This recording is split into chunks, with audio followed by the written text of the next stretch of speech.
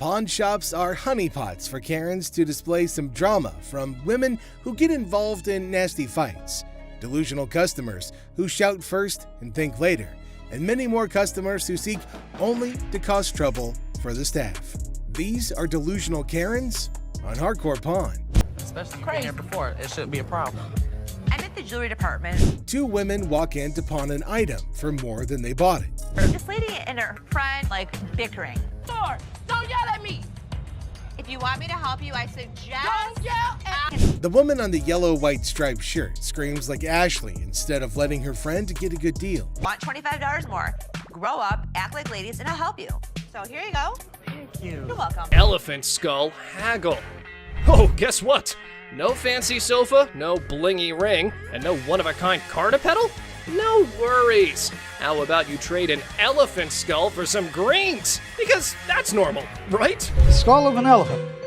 Really? Very unusual. It's very unusual. My best friend had it, passed away, and I inherited this one. It's where the tusks were. I understand that. It came from Africa? Yeah, right. Well, I So- can promise you nobody has ever brought in an elephant skull, ever. That I can Little tell you. unique. Ever wondered where one finds a thing like that? Well, surprise, surprise, there's a thriving market for massive elephant skulls. Yeah, you heard it right. Skull heads. 1,000. That's as low as I'm gonna go. Let me talk to my elephant expert. Africans are buying now for $2,300 and the Asians are $1,900. The good part was, it's worth the money. There is a demand for elephant skulls, but I'll be damned if I'm giving it away. Okay, peeps. When Les locks onto something, prepare for a solar eclipse, because he's not releasing his grip. Anyway, there's a plot twist in this pawn shop drama. I got 700 $100 bills waiting for me. $750. 700. And if you think it's worth $50 for you to schlep it home, It isn't. Schlep it. It isn't. Schlep it. I'll give it to you for 7. You got a deal. Thank you very much. Thank Come you. right over Thank here. you. We'll Thank take you. care All of right. it. All right. Yeah. Mark, thank you. Bone rattler. Okay, people, the granddaddy of speed in the house. Ready to snatch up a drag racing car from the pawn shop? Who knew shuffleboard was just a warm-up? This guy is an expert. He knows all about drag racers. So does Jeff. Jeff is my jeweler, but he's much more knowledgeable with engines than I am. The guy that sold it to me said it cost him $85,000 to put it together. Probably clipping along at about 250 miles an hour. Fire this puppy up. I don't know how to start it. Gather around, youngsters. We got a drag racing sage here, boasting a mere 30 years under his belt. So the wisdom dump is here, as he schools the pawn shop owner. You know how to start him? Sure. I knew you did. How long you been racing dragsters? For about 30 years. Oh, You ready for this? I'm ready when you are.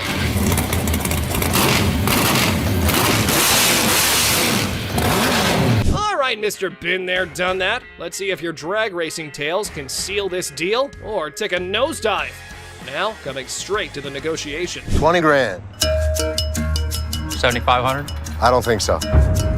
If you give me the money today, 15,000. I'll throw the skeletons in for free. We have a deal for 15,000? I guess so. Thank you very much. Have a good Enjoy day. your new car. Mechanical bull. Ah, the good old days of Wild West bull riding and rugged cowboys. Some dude missed the memo that it's not exactly the trendiest scene nowadays. Time to catch up, y'all. Going for a ride in my parking lot, or what are we doing? Let's have a little fun, girl. We're trying to sell our mechanical bull. Why do you have it? A Western themed restaurant bar before, and that was the theme. We put the bull into the bar. Well, slap on those cowboy hats. We got ourselves a scene here. But seriously, who's taking bets on whether they can wrangle a decent price for that rodeo-style bull riding? Let's say you were to buy these brand new. How much do they cost? They cost around 15 to 20,000. How much do you want? 15,000. So if I was to buy this brand new or buy this used from you, it's the same price. Rental companies rent these out for $750 a day. There's a lot of revenue potential. Ah! Man, sad to see these alpha men taking back their bull home. But folks, hold on to your hats. Maybe Ashley has something else in her mind. 3,000 right now. 45. 31. 39, you pack it up. That's my bottom dollar. 34. I can't do it. Sorry, good luck. A safe deposit box. What do we have here? Well, we got a Wells Fargo strong box. This man arrived with a Wells Fargo safe, an antique ball and chain, and a couple ancient handcuffs. The seller was asking roughly $2,000 for everything in the package. All right, well, tell me about these things. This ball and chain right here actually comes from the human prison. It's the oldest prison in the state of Arizona. Folsom Prison was Arizona's oldest prison, and the handcuffs belonged to it since the late 1800s. Here's my concerns. When they forged chains back in the 1800s, it was just hot welding together. At that time, it was all performed by the blacksmith, but the chains that the man brought in were all electronically forged. Not only that, but Rick had another major problem. Never in the history of any prison did they ever have their name put on the balls. What Rick was saying was that everything the man brought in was false, but the seller was not ready to believe Rick. It's fake. What makes you an expert on this stuff? I've been buying and selling this stuff my entire life. Even if the contents of the package were phony, there was a chance that the box itself was not. So Rick made a deal for the box and left the rest. Box, I'll give you $400 for it. I want $1,200 for it. No, you don't. And the transaction was completed for $400.50. The seller left, and Rick subsequently decided to consult with an expert about what he had purchased. Okay.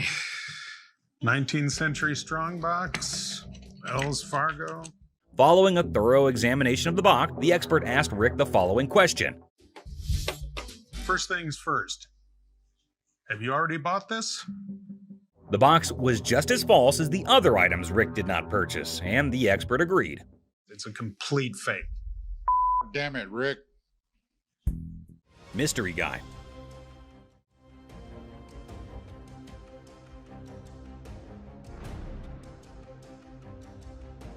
Right there. Here they come again. Hang on to your hats, folks, because we're diving into one wild tale. Picture this, a mysterious dude looking like a secret agent casually strolls into a pawn shop, acting like he owns the place. The shopkeeper, eyes wide open, can't help but stare at this walking enigma. I mean, who wouldn't? He's like a riddle on two legs. Now brace yourselves for the craziness escalates. Our mystery guy isn't flying solo. He's got not one, but two ladies in tow, a trio causing a ruckus. They swagger up to the counter, and out of nowhere, the guy dramatically declares that the ticket he's waving is faker than a rubber chicken. Everyone in the shop, imaginary files included, gasps in surprise. Her on the ring, or get the ring back. She's got a receipt. Let me explain right to you. This is a counterfeit ticket. Hold on to your giggles. The shopkeeper, smelling something fishy, turns into a detective. With a sneaky grin, he tells the trio to chill and confidently says, "I'll prove it's a fake." The suspense builds as he brings out the real ticket, examining both like he's some ticket art connoisseur. This is the amount of numbers that are here. Okay. Number 2 is state law mandates. Hold on to your funny bone. The shopkeeper spots the differences quicker than yelling "fake alert" with a big old grin. He declares, "Nice try, folks, but your ticket is faker than Monopoly money." Cue the imaginary mic drop in the background. But whoa, Nelly, the trio isn't throwing in the towel just yet. They get into an energetic discussion, pointing fingers, thrashing arms, and hollering as though they're contending in a yelling challenge. It resembles something out of a sitcom, and you can't resist the urge to chuckle at the idiocy. In the grand finale, our mysterious guy and his partners in crime admit defeat. Looking a tad embarrassed and probably feeling a smidge silly, they storm out of the pawn shop. The shopkeeper, now a hero in counterfeit ticket detection, is left with a bunch of baffled onlookers. And there you have it, a hilarious adventure that's weirder than fiction and funnier than a clown on a unicycle. Comedy gold, my friends, comedy gold. Gun cabinet. Well, it's a desk, but it's not really a desk. It's actually a gun. So what this woman brought into the pawn store was not anything that was common. It appeared to be nothing more than a plain desk, yet it was far more than that. It's a gun desk. Yes, when you push down on the inkwell, a bullet fires out through the trapdoor. When you press down on the inkwell, a bullet fires out through the trapdoor, and this desk transforms into a pistol when the time comes. If I sell it, that's fine. If I don't, I'm okay with that too. Thus, the merchant visited the business not exclusively to sell the weapon work area, yet additionally to figure out more about it. She needed to realize who possessed it, the way things were utilized, how old it was, and other such data. I was trying to figure out how to open it and had a really good look inside it and said, While hunting for a nice little desk, she came across this one. But when she got it home and attempted to open it up, that's where she discovered it wasn't what she thought it was. I've seen desks with hidden gun compartments, but I've never seen a desk as a gun. Rick thought it was something out of a James Bond movie, and he was so engrossed in it that he forgot he was actually pushing his face against a gun. Do you mind if I have a buddy look at this thing? Because I am just completely lost here. Not at all. Rick believed it was best to have an expert look at it after taking a closer look, so he called one. Gun. This is the gun. What? The master had never seen anything like it and had no clue about what it was utilized for. Yet, in lieu of what he saw, the master reasoned that it was made somewhere in the range of 1890 and 1910, which was an issue. Even though he couldn't guarantee it, the Pawn Stars may buy it in a gray area. Bring it to a gunsmith and have him professionally deactivate the mechanism. Then it can be legal to buy and sell. The only way to buy and sell it legally is to take it to a gunsmith and have him deactivate the mechanism. Only then can it be simply and legally acquired and sold. I wish I could help you out more. It's just one of those things. Thanks for bringing it in. Oh, you're welcome. Orange Bowl ring. I decided to come to the pawn shop today to sell my Penn State Orange Bowl ring from 1973. This individual then brought in an Orange Bowl ring from Penn State in 1973. He was in the shop trying to sell it since he needed the money for upgrading his house, and he reasoned that it must be valued at least $1,500. Where'd you get this? You know, I went to Penn State and guy down the hall played on the team, and he needed some money, and I bought it back then. The seller claimed that one of the team members needed some cash and that the only thing he had was that ring. Thus, the man paid him the necessary funds and purchased this ring. You know, it was Jeff Clark. He didn't play too much, but he was an outside linebacker for the team. This particular ring belonged to a linebacker named Jeff Park, who was a member of the squad even though he didn't play much. What are you looking to get out of it? I'd like to get $1,500. Okay. Just as he previously stated, the man wanted $1,500, but Rick needed to examine the situation more carefully before making any moves to get the ring. It was then that he discovered that the ring had a problem. The price is reasonable, but it's illegal for me to buy or sell anything when any identifying mark has been removed on an item. The ring was cool, but it was also reasonably priced considering that the engraving makes it completely identifiable. It was no longer lawful for Rick to purchase or sell this ring after the engravings were taken out. I'd be more than happy to buy it off you for $1,500. Problem is, it's like buying a car without a VIN number. The seller was a little confused as to how the removal of a few inscriptions might make the ring illegal to purchase or sell. As a result, Rick and Corey had to thoroughly explain everything to him and let him know that despite their best efforts, they're unable to handle it. All right, dude. Okay. Sorry, I couldn't do nothing with it. Okay. I know 1,001 people I could have sold this ring to. And this customer was trying to sell a piece of jewelry that didn't exactly hit the specific weight to make him eligible to get the amount that he wanted to sell it for. It doesn't weigh enough for us to take it. Ain't no gravity in my... That's a pretty bold request that he's made, especially to an employee of said store. He wants me to take my jewelry off and put it with his so I can give him more than $5. $5. I'm sorry. That's all we can go. We're just not interested. $5. We're not interested. Before he can hold everyone else up, Les manages to get him away from the window. Thank you. So I can't get nothing for it? Nah. Ain't nothing gonna work? We're not interested. Ain't nothing go with it. I don't know what else you got to go with it. I ain't got nothing to go with. I'm asking y'all for something to go with it. Instead of just getting out of the store after all their business is over, this man decided to take a seat in one of the chairs in the store, which is a big no-no. No, he can go. I can't get a little bit behind. Hold on, man. Since he was being quite irrational, they decided to carry him out of the store, screaming and kicking. Can't get what I'm getting for. That's bull. That's bull. Let's go up the game, Beth is used to loud and rude customers, but this is the first time a customer tries to flirt with him. It throws Seth off balance for a second, but he proves that he's a businessman to the bone. What's your name again? I'm Seth. Oh, you cute. Yeah. Focus. Let me see your ring. Are you married? I'm good. That mean you're married? I'm good. Seth gives the woman his offer for her items, and she replies with an interesting counteroffer. Neither Seth nor Rich are willing to take up her offer, but Seth might know someone who will at least consider it. You want to taste it, Rich? I'm good. Rich, you just offered. Dude, listen, I wouldn't move in on your action. Hey, Rick.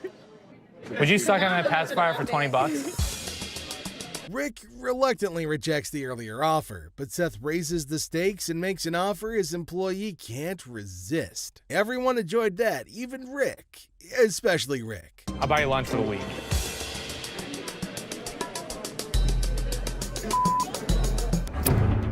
Ready?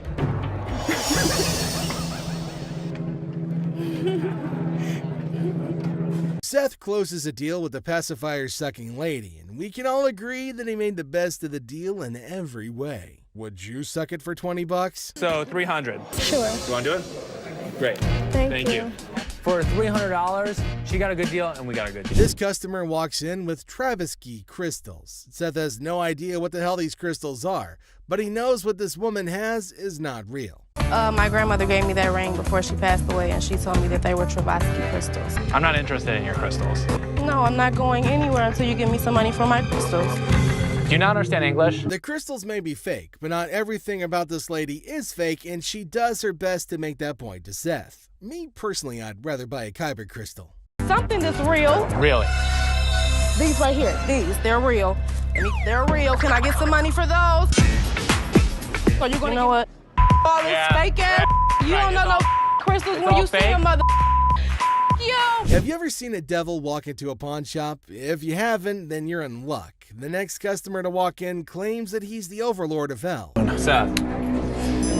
They call me the devil. That's some freaky there, boy, let me tell you. Yeah, he was a devil. Sure he was. Les doesn't care if this man is a 2,000-year-old fallen angel. The pawn shop owner is going to make a deal with the devil if he can make some profit from it. How long did it take you to get all these tattoos? Probably 2,000 years. How old are you? 2,500 years old. Tell me what you give me. The merchandise is worth scrap value. I could have gotten $650 for this stuff. I take $650. I can't give it to you. Sorry.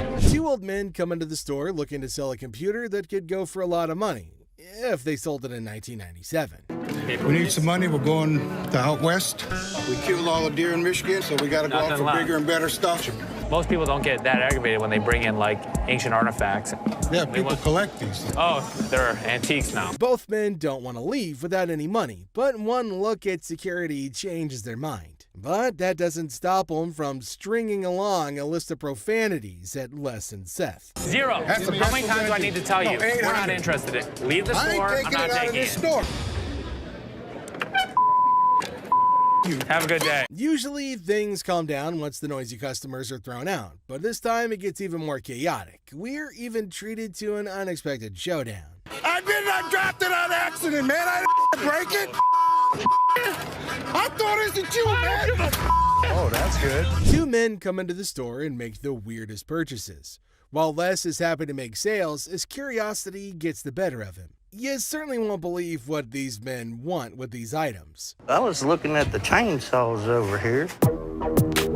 We have chainsaws. You make a deal on both of them? Sure I can.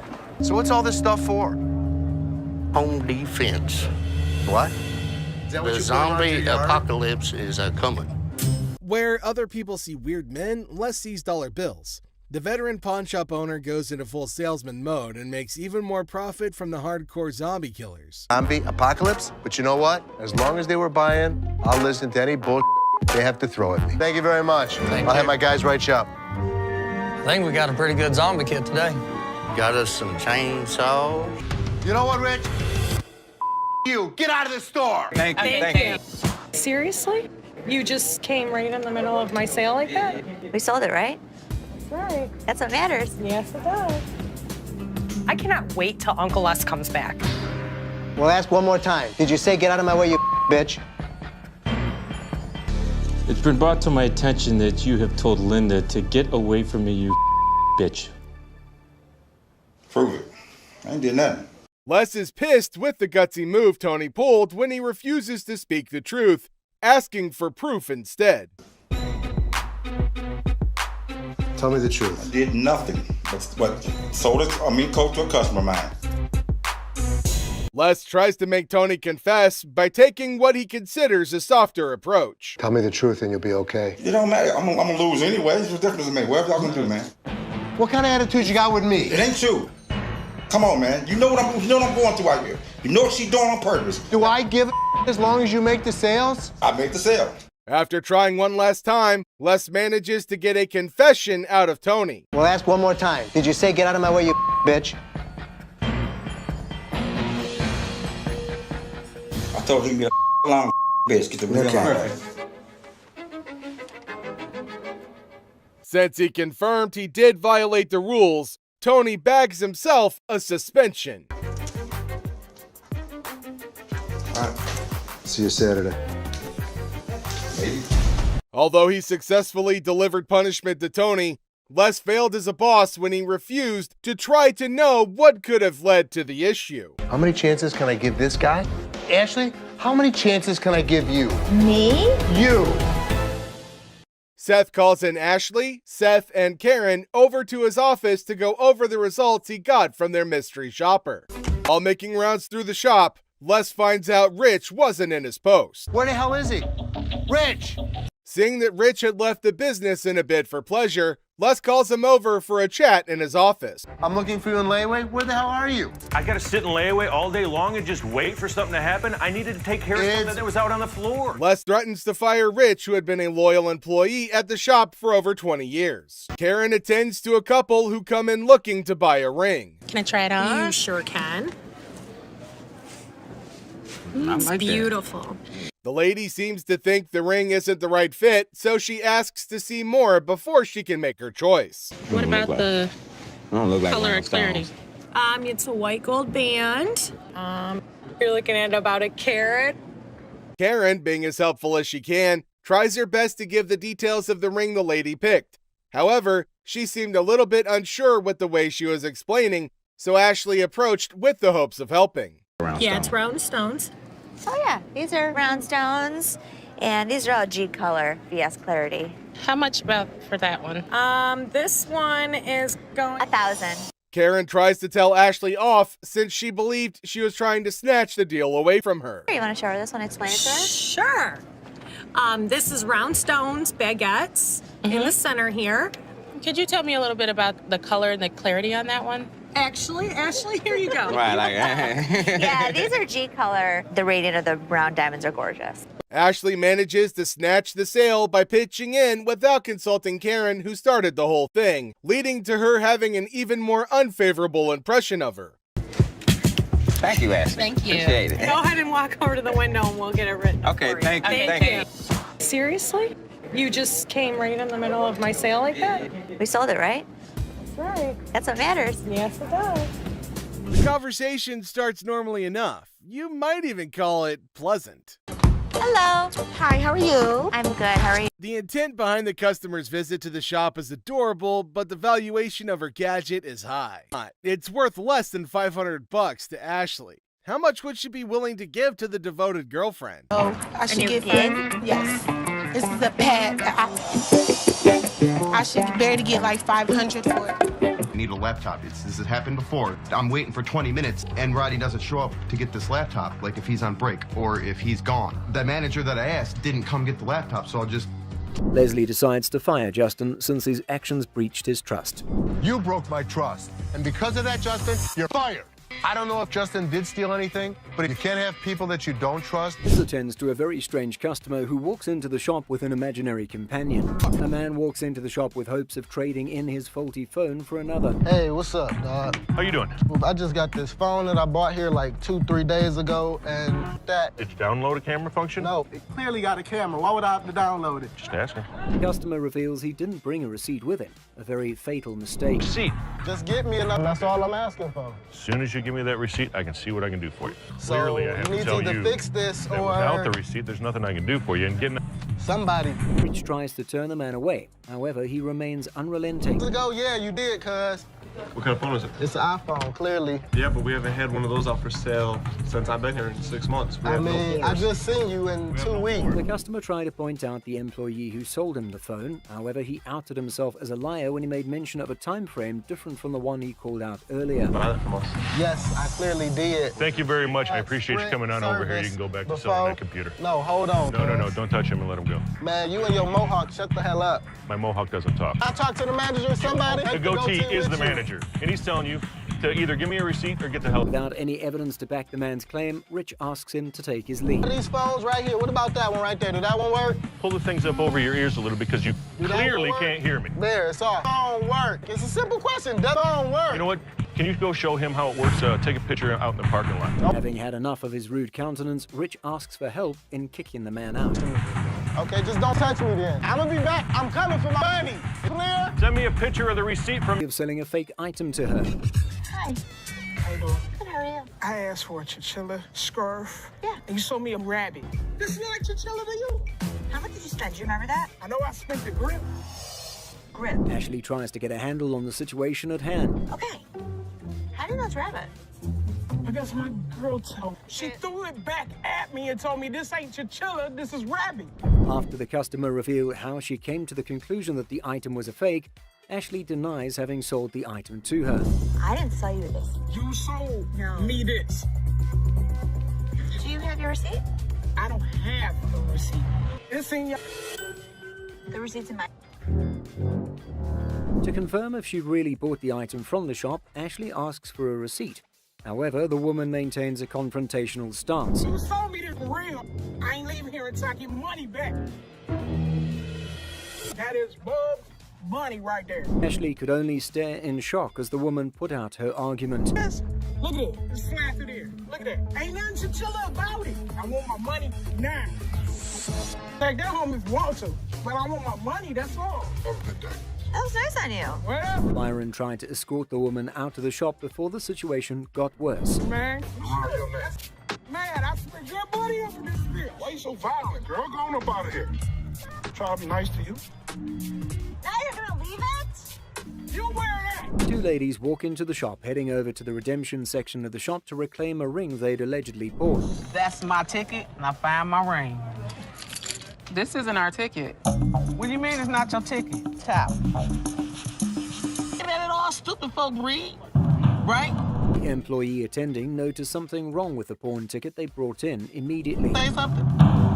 The ticket is a counterfeit ticket. No, nothing.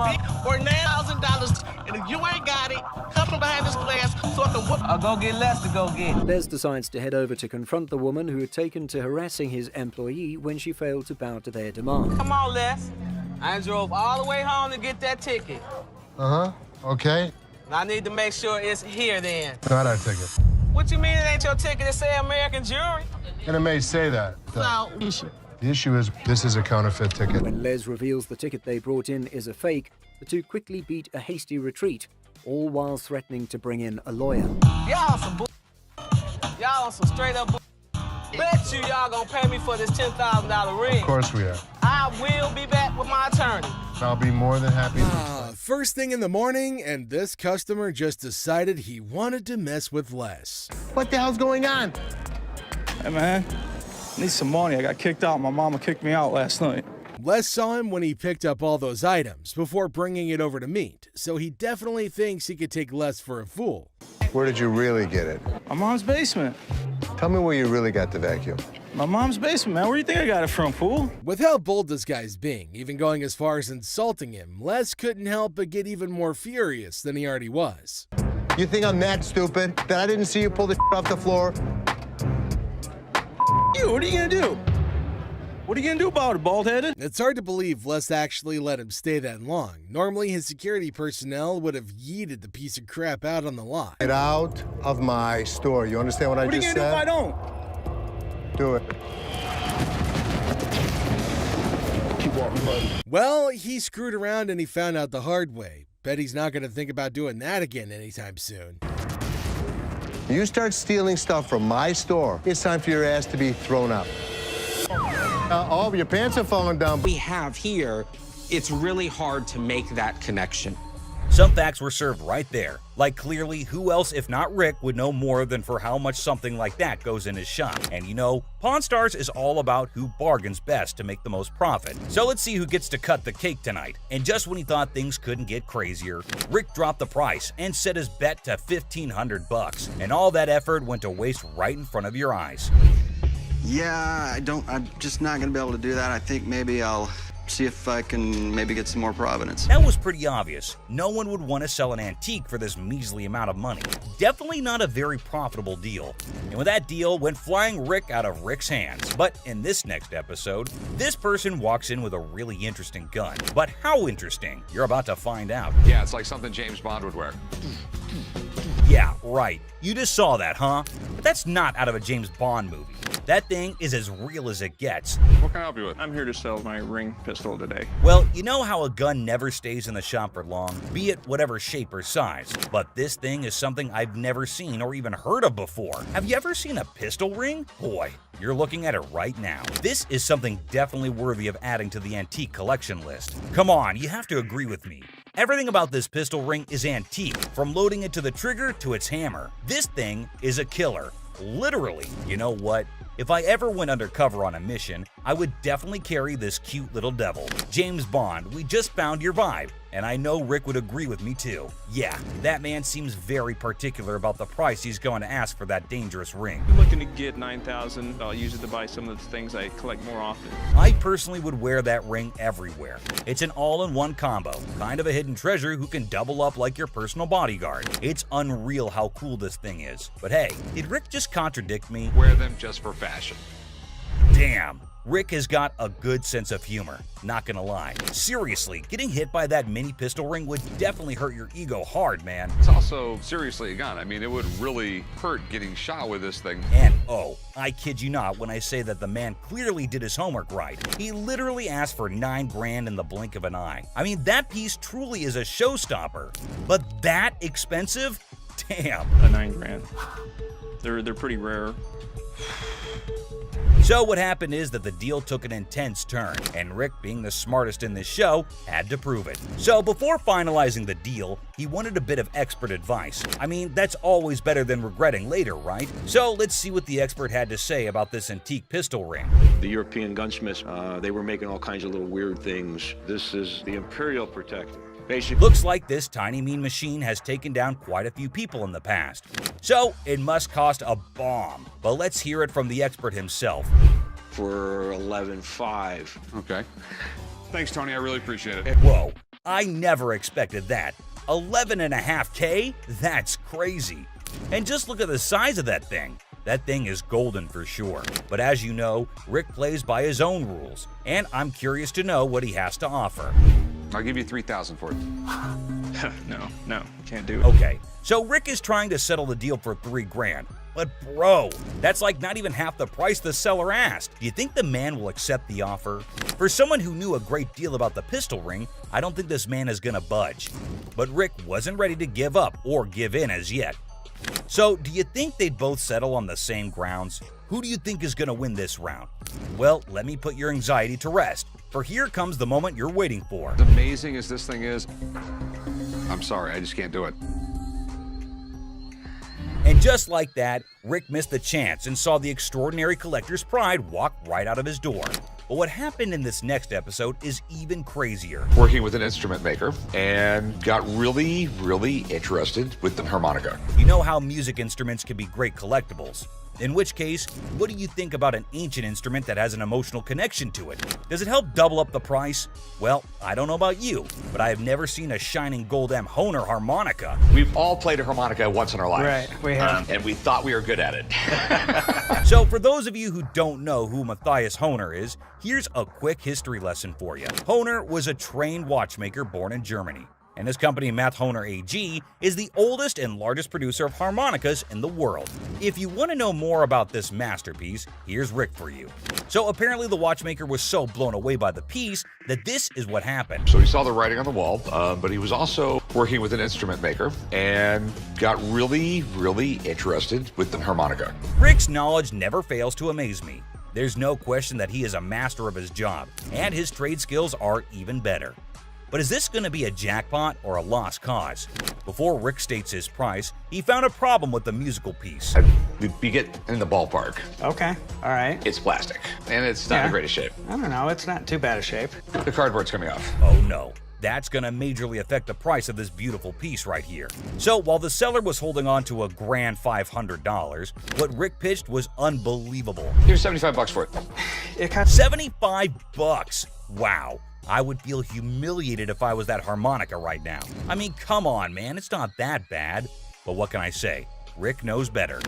And the seller wasn't ready to back up, and even had a genuine reason for it. $1 to fill my truck up with gas right now. I can't take 75. I find the man reasonable. The least you can do is compensate his gas. But as you know, there are no emotions involved in business. Rick's not taken aback by anything, and sticks with his price, but he failed to grab the deal. I think he wouldn't mind much though, because the harmonica was plastic, and it was also peeling off in some places. So sadly, the seller needed to go back home with the broken instrument, and he couldn't even make enough money for gas anyway. Next up, we got this interesting thing that you'd never expect at a pawn shop. The guy just pulled in the parking lot with a boat he wants to sell. So Chum and I... Yes, it's a freaking boat! What you're looking at is a 1958 Sea Flight Glastron, and this is no common sight, y'all. Rick and Chum came to take a look at the huge and fascinating boat, and it looks like they already like what they're looking at. 57 Chevy, didn't they? Sure did. Is it a convertible? And how can something start without Chumley's irrelevant questions, right? Like always, he was more worried about the boat being convertible or not. Well, Chum, you definitely cannot expect everything to be fancy, okay? Despite that, I can't help but love Chumley's confidence. Meanwhile, the seller has made up his mind to demand a hefty $10,500 for the boat. Let's hope he can make just as much from the master of negotiation. And this time, the item in question was a timeless beauty, created in 1958, standing tall, defying the effects of time. Whoever maintained it surely did it with the utmost care and dedication. Great work right there, but I think someone is already getting busy coming up with the numbers. It looks just like the 57 Chevy I got for the old man's birthday. It's definitely tempting because... Rick's already deciding how he was going to pitch this look-alike a 57 Chevy. This Glastron boat is awesome, but boats are tough to sell, so it has to be a home. Like he already said, boats are money pits. I mean, nobody would want to keep this huge boat in their homes as an antique. Quite rare, as the word suggests itself. But this seller is definitely giving Rick tough competition. With all that USP knowledge he was throwing about, he came in here ready to face the pawnbroking world. Do you know why? Because it was a little 17-foot boat. No, because it was fiberglass. No more wood boats. Wood boats were moving out. But what happened next was totally unexpected. 10-5. In an unexpected turn, the owner of the boat bravely revealed a startling price tag: $10,500. Wow, that's crazy. What do you think Rick is gonna do? Will he buy it or break it? I don't even want to make you an offer. There's too much work that's got to be done for me to make anything. Did you see that? Rick didn't even make an attempt to convince the donor to accept a lesser price. But that's exactly what the show is all about, expecting the unexpected. But you cannot miss this museum piece that just made its entry into the shop today. A man brought in an ancient coin, a portrait of Julius Caesar from the month before he was assassinated.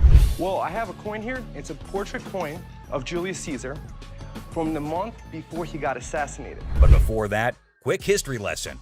Did you know Caesar was the first living person to be depicted on Roman currency?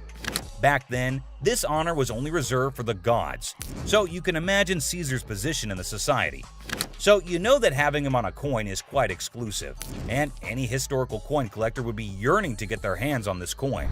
Would do what was necessary to preserve the Republic. Okay, and no matter what he did in office... Rick was taken in by the intriguing offer, and his sincerity came through, creating a favorable environment for a possible deal.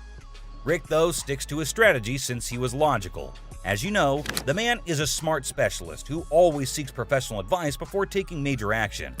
But let's see what the price on offer is. How much were you looking to get out of it? I want $4,400, please. Okay. I like this man's confidence and how he's so adamant about the asking price, exactly the way it should be. The style is correct. Everything is right. Okay. It's perfectly genuine. The expert's analysis is giving us a ray of hope with each passing second. So let's see what the experts have to say. $1,500. Retail? Retail. Wait, what was that? $1,500? Are you kidding me? I thought that coin was a big deal. But what just happened? It's ridiculous. I mean, sometimes you can never explain how things turn out to be in the pawn world. Just like this episode where a man walked in claiming to have a 1951 Yankees team signed ball. 1951 Yankees team signed baseball. For those who may not know, the New York Yankees of the 1940s and 1950s were the most dominant team in baseball history. They won 10 World Series titles only between 1947 and 1962. including their 5 consecutive World Series victories from the 1949 to 1953 season. However, things have now taken a turn, and the glory remains in history. Coming back to the item in concern, the seller also claimed that the ball had the signatures of around 22 to 23 Yankee players from around that time, and out of all of them, it had the signatures of Joe DiMaggio and Mickey Mantle. About 22, 23 signatures on The year 1951 holds a special place in baseball history, as it was Joe DiMaggio's final season and Mickey Mantle's first. Also, Yankees won their 14th World Series that year. Buckle up, because this episode is sure to amaze you. My grandfather went to a game in 1951 with my mother and received The seller said that it was his grandfather who managed to get this iconic baseball. According to him, his grandfather went to a game in 1951 with his mother and received the autographs from a friend of his that was involved with the team. Well, sounds fair enough to me. Baseball doesn't really mean a lot to me. It's got some family heritage, but it's a baseball. I wonder why so many people want to sell something that has an emotional connection with them. But the seller's reason behind selling such an iconic ball seems pretty fair to me. This would be perfect for the company softball game. Chumley, I'm fixing to hit you. Charlie was trying to play the fool, but Benjamin remained unaffected, steadfastly focused on the business at hand. Benjamin saw nothing but the business and got right back into it. I don't trust this guy. I don't trust nobody, especially when they're trying to sell me. Benjamin, I can feel you totally. It's not like we don't trust anybody, but it's always better to be sure when there's a ton of money involved. No doubt the expert had to be called in. I do believe that this is a genuine 1951 Yankees baseball. Whoa, it looks like there's some good news for the man, and we might see some bills going out of the shop. But wait, don't be sure. You never know when the deal goes south. I think $3,000 is a reasonable amount for the ball. With audacity that leaves me breathless, a staggering demand of $3,000 was quoted for the ball. And it's quite obvious as well. After all the authentication and the proof, anyone would ask for that kind of money. They fired about $800. But wait, what? Benjamin just quoted $800? That's it? No one would sell it for that much, Benjamin. But he was in this business before most of us, and I assume he'd know better. So these were some of the times deals got out of hand on Pawn Stars. So which one of these intrigued you the most? Let us know in the comments down below. And don't forget to subscribe for more such videos. And I'll see you in the next one. Until next time, guys. It's Robert. Nice to meet you. Nice to meet you, Dennis. Yeah, I got an item here. Might be interested in. Okay, so there's a guy coming into the pawn shop with something in his hand, maybe a poster. But what's it for? He came to Seth and the other man and showed them this poster. Now it feels like they're interested in it and there might be a handsome deal between them. Detroit Lions players had signed. Did you drag it in? So during the flood, I seen it down there, and that's when I pulled it out. She went down there and she supported these people, and while she was walking the picket line, she would gather signatures. You got Williams over here. That's what, Steve Farkas? This is the first time a guy actually brought in and I just got on the picket line because I'm on strike right now myself. We've been on strike for almost 3 months now. $1,000. He started describing the poster that's mainly about the protest of people in history, and it's got lots of signs of well-known people and has got a lot of worth. He explained everything in one go and demanded a heavy amount for it as it was really valuable to him. Seth told him that it's got some stains on it, and it's no doubt the same poster of historical strike, which made it worthy, but for him it might make a lot of difference. I hate the condition of it. I understand that. You gotta understand when it comes down to collectors, everything is about condition. Absolutely. And I'm sure if your dad saw this, jump on the heartbeat. Seth and the man explained that it's not about the worth that he's asking for in terms of thousands of dollars, but it's also about the condition of the poster, and it's not in a very good one. The man is continuously arguing that it's got signs all over it. Les has seen it that he'll definitely be surprised and definitely pay more than $1,000. Well, as for Les, he just came in. Sharper. They need to make an effort to close these deals quickly. Through my research in that, I seen personally that one just like this, mint though, and he got $950 for it. Right, man. So if that was mint, why would you want $1,000 for this? He only had one signature. I have at least a dozen. But with this tear up here, Yeah, and the and condition it's in, the water stain on the bottom, it's just a hard thing to sell. Yeah, but even though it's in this condition, how many of it exist? Very rare. And it's uncertified. Right. You know. I'll sell for $5. Les judged the entire piece and told him that he's asking for too much, and later on they further described that it's torn from the top and the bottom, and it's also got damage and they can't pay more for it. But he still won't agree to pay for it. But he did say that he'd charge $500 off of the amount, but they couldn't reduce it any further. Value? Let's make a deal. 75 bucks? No way. Who's gonna buy it from you? I'll just put it back in my basement, let it collect dust. Offering you just $100 cash money right now wouldn't make a difference, you're saying? 200. Nobody in life is ever gonna offer you more than us. According to Seth, it's a historical and cool piece and might be a profitable deal for them. So he asked the man if they'll pay $750 for it. But the man was stunned and said that they're paying too little. He said that you should pay more, but Les is arguing that no one can pay you more than this. You change your mind, we'll honor the 100. Which would you prefer, 520s or a $100 bill? 520 seems like more, wouldn't it? 520s. That's to me. 520s right now. 100 hours. Take it or leave it. 520s. Got a deal. 100 bucks. Thank you. All right, man. Thank you. There's no question. It's a one-of-a-kind piece yet. It's a little bit of damage on it, but it's got a lot of autographs. I know we're going to make a profit. He asked for $200, but no, it's not going to be a good deal, and they told him to leave. The man in need got a severe shock and held up the poster thinking. Les again said that they can't pay more than $100, and after some time of quietness, they agreed to the deal. Finally, the happy deal was made.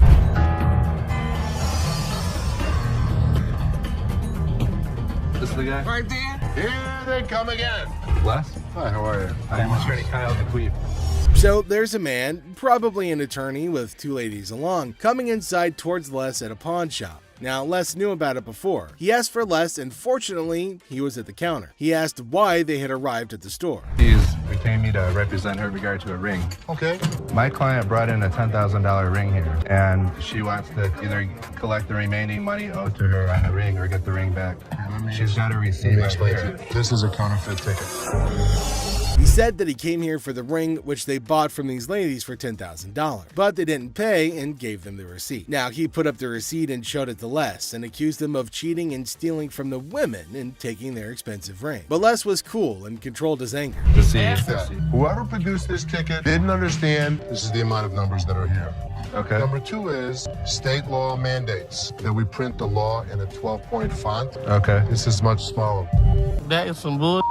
It may be bull, but that's the truth. I don't know how I got mixed up, but There's the game-changing point. Les, after listening to him, explained that he will reveal the truth now by showing the real receipt that they had. He went and came back with real receipts that they've been giving to the customers. There, he spotted major differences. He notified him of the major changes in the receipt that he brought. The man looked rather weak and stunned in response. printing wrong or whatever, but this is the ticket he got from here. He didn't get it from him. He didn't get it from him. So now we just liars and we just come I'm not saying that you are. So you trying to send my son a lie? I wish I had better news for you, but That's bull. That's bull. The numbers don't match up. The paper stock doesn't match up. This is a fake. Now you side with them. You're not representing us. If I don't get my ring or my money for them, how you gonna get paid? The attorney turned to the women, but oh my god, they're still accusing Les of having given them the wrong receipt and asking the attorney to take the money from Les. The man, being down on himself as you can see, argued with them. The man showed the evidence to the ladies and told them that they were having the wrong receipt, but they continued to argue. The ticket, how about that? No, I don't believe that the store gave you this ticket. Nah, well, I don't believe you a real attorney. We ain't got it right. This boy, somebody better give me my money. Yeah. He's my attorney. You, him, security. Have a nice day. Nah, you got me, bitch. Sorry, young man. The ladies started harassing both of them and started using personal attacks. They were all arguing amongst themselves. Pretty crazy. The attorney went back as he can't do anything for the ladies. How are you? I'm doing okay. What can I help you with? Either trying to get a loan on it or you guys can buy it. Trying to sell it for maybe like $150. $50. Why is it $50? The certificate and everything is in there. And the bag costs actually way more than that. Well, if you can tell, it's actually stained Okay. all through here. I'm trying to sell it for $150 or get a loan for $75 instead of the $50. Yeah, I wasn't interested in more than 50. If you know purses, then you know the. As our unsuspecting customer strolls into the kitchen at Chaos, little does she know what's cooking today. Ashley, patiently bracing herself for another round of absurdity, politely inquires about what the customer's looking to offload. The girl, blissfully unaware of the purse's actual value, confidently suggests a price that's almost a steal. It costs way more than that. Okay, but I'm not going to pay you for the amount that you think it's worth because it's stained. This is not one of the newer ones. This is not this season. I know about purses. It was torn. It was stained. It's not even the last season's bag. The thing is old. But you still willing to buy for $50 though, so if it wasn't worth it. And now the plot thickens. The lady asserts that if Ashley truly understood purses, she'd gladly accept the offered amount. However, Ashley, standing firm in her claim that the purse is torn and not worth more than $50, creates a hilarious clash of valuation difference. We even say $50. So they didn't say it wasn't worth it. Can I talk to somebody else? I don't want to talk to your pepperoni looking ass. Can I get somebody My pepperoni looking ass. Pepperoni ass? I don't even know what that means. She take a look at her own ass? Can I get somebody else to talk to? It don't even matter. I don't have to talk to you. And I don't talk to you either, so why don't you go home? Leave Can our I talk store. to somebody Nope. else? Why do I have to talk to you? Because You disrespectful. I'm disrespectful and you call me a pepperoni ass? Ugly ass bitch. F you. And it's time to cue the drama. Ashley throws out the bold figure of $50, and it hits the customer like a curveball she wasn't ready for. Feeling the heat, our lady teeters on the edge of diplomacy and blurts out the unforgettable line. She labels Ashley a pepperoni ass and decides that she'd rather chat with anyone but her. Talk about spicing up negotiations. 3 males walked into a pawn shop. One of the suspects stood at the door as a lookout while the other 2 suspects walked directly over to the display cases. So, these 3 guys roll into the pawn shop, just casually strolling in. The other 2 guys, they head straight to the fancy display cases. It's all got suspicious vibes. And then, bam! One of them whips out a sledgehammer and starts smashing the glass. Things are starting to get pretty wild. At some point, a customer from the place is seen leaving calmly while the lookout tells her to hurry up. The suspects appeared to be wearing heavy-duty gloves in order. At one moment, a person from the shop strolls out all calm, and someone's keeping an eye on her, urging her to speed up. The people thought to be involved seem to have on these tough gloves, maybe so they don't get any cuts. Not to get cut while removing the glass from the cases. Both suspects placed the jewelry and many other valuables in the bags. So when they took off the glass from the cases, both of them put the jewelry and lots of other valuable stuff into bags. After that, they hightailed it out of the store in a black Mercury marquee. Case at? Where the case at? Where is it at? Where he put them on? The guy storms into the pawn shop all worked up and starts shouting about a missing case. He's demanding to know where it is, and he appears to be accusing the staff of removing it. The feeling of stress in the air is increasing, and it's obvious that something is wrong. We do not take games. Take your wild my damage to that's the way it came in like the kids. I know. You gonna act like I ain't got no sense?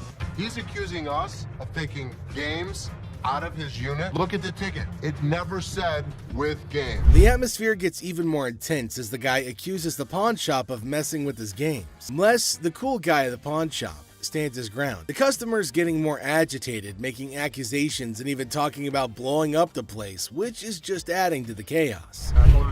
At that point, man, you can get your arms up off belly and none of your body parts on you, bro.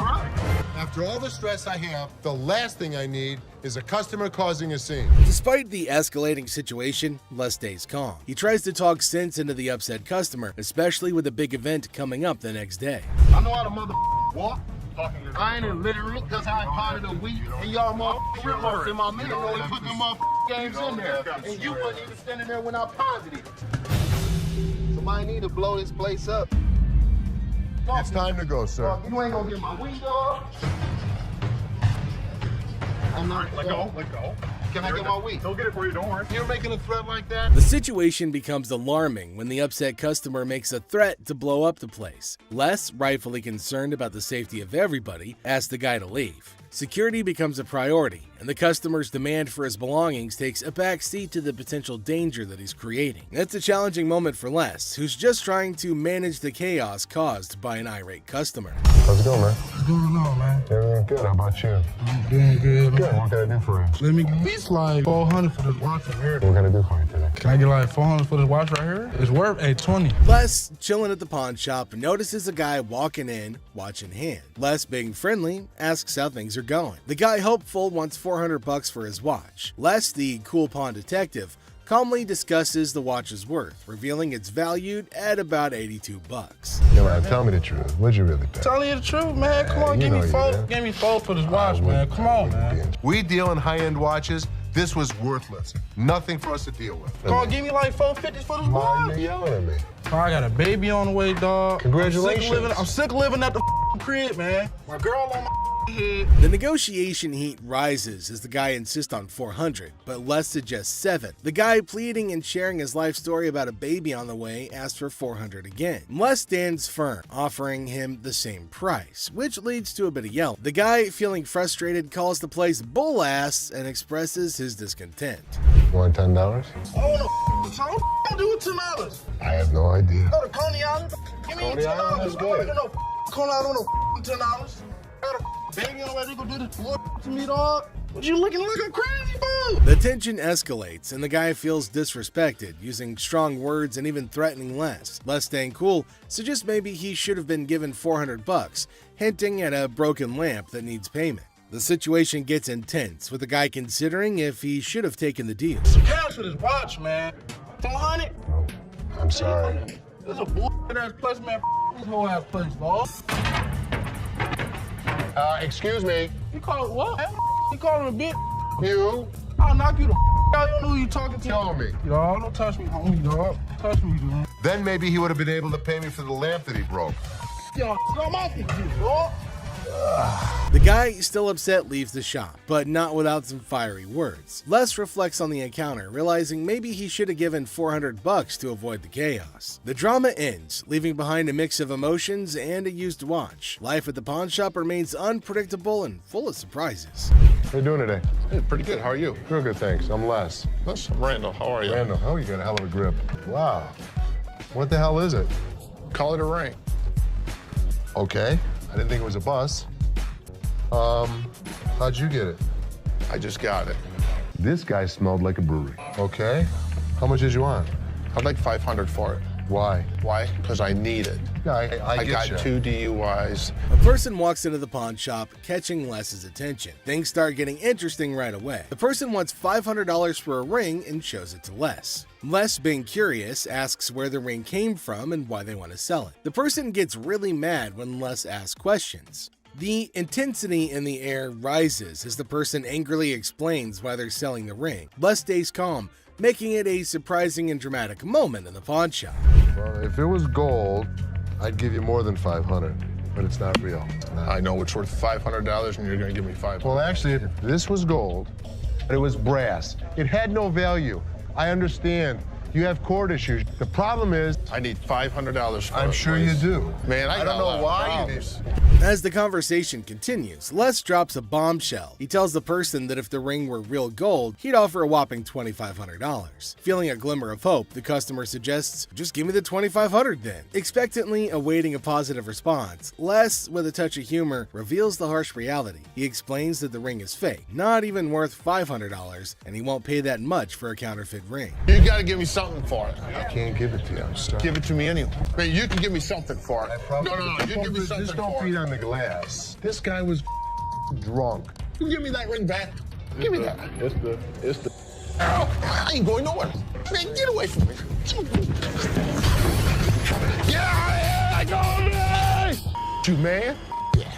In the midst of the ring discussion, a security guard quietly enters, taking a position behind the customer. The customer, desperate, pleads with Les to give him something for the ring, but Les, staying true to his detective skills, rejects the plea, emphasizing the ring's fake nature. Les, sensing trouble, comments that the customer seems drunk, adding another unexpected twist to the escalating situation. As the rejection sinks in, the customer, unable to contain his frustration, sits on the floor, declaring that he won't leave. The tension peaks as he becomes increasingly aggressive. The guard steps into action, forcefully dragging the defiant customer out of the store. But despite being escorted out, the customer continues. Good day, sir.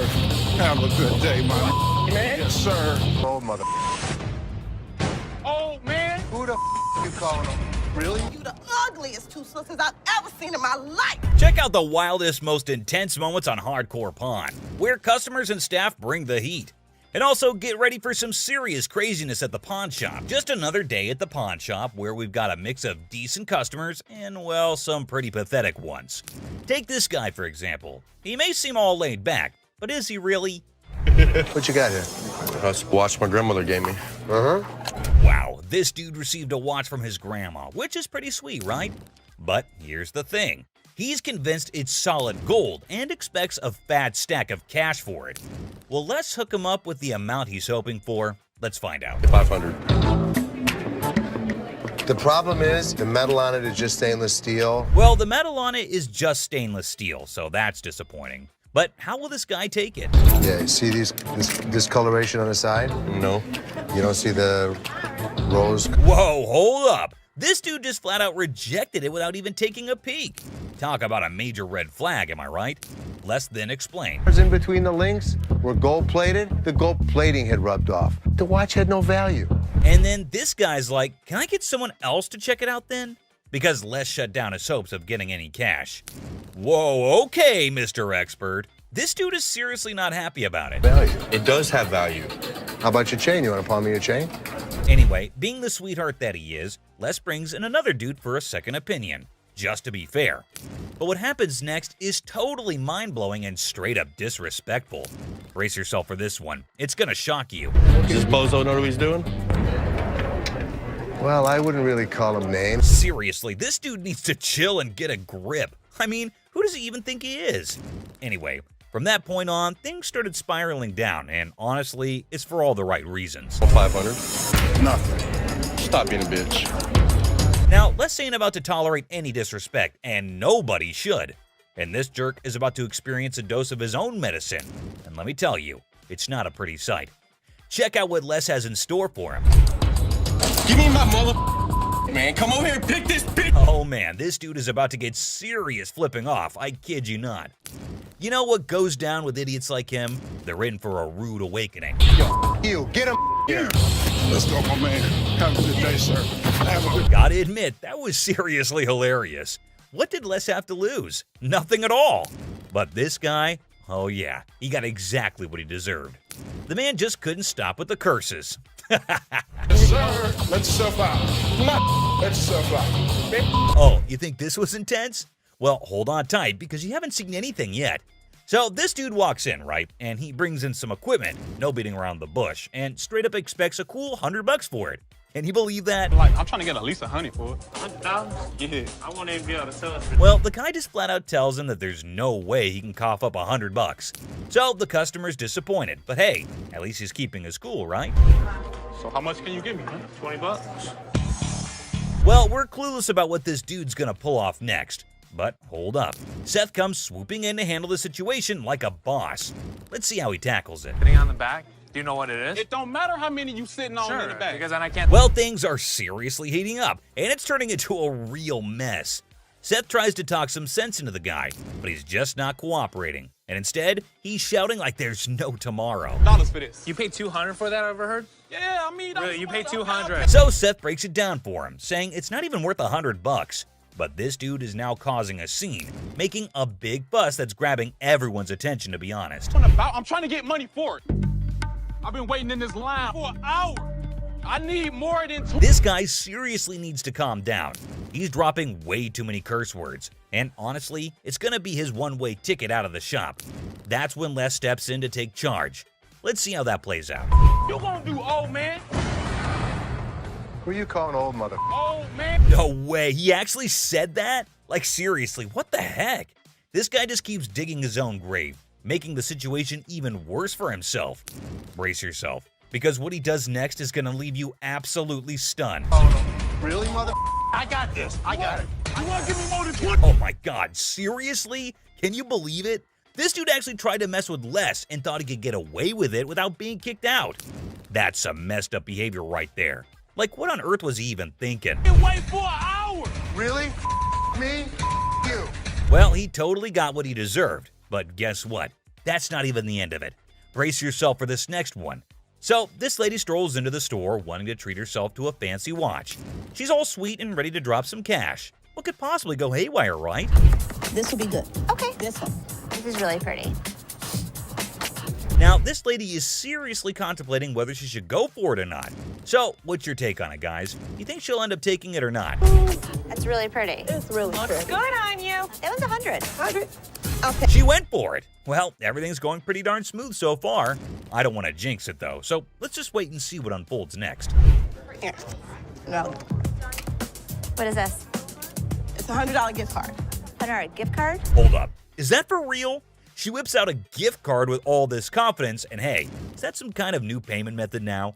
Ashley looks totally baffled by this turn of events. Not a gift cards. What would you call it? It These says are preferred customer. Right. Man, this lady is already super worked up the moment Ashley spills the beans that it's not a gift card. And she goes on to explain the situation.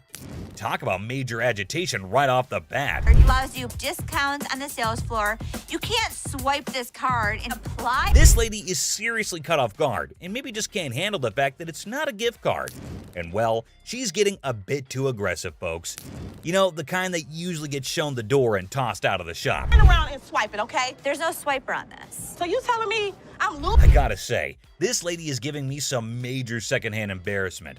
I mean, it's crystal clear that the card cannot be swiped. Like, come on, that's basic common sense.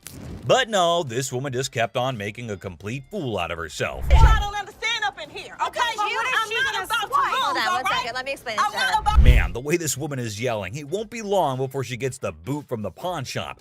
This customer is completely unreasonable, dude. But hey, props to Ashley for still trying to explain things calmly and patiently. Where do you see a swipe thing on this? Do you see a Someone needs to rein in this woman because the way she's throwing a fit over a gift card is seriously ridiculous. I mean, does she not even realize how foolish she looks? Just look at her, still going on and making an absolute spectacle of herself. Somebody want to buy a preferred gift card? There's not $100 on it. There's not. Man, people can really lose it sometimes. It's wild. And last but not least, we get this other dude who goes absolutely bonkers. But here's the kicker.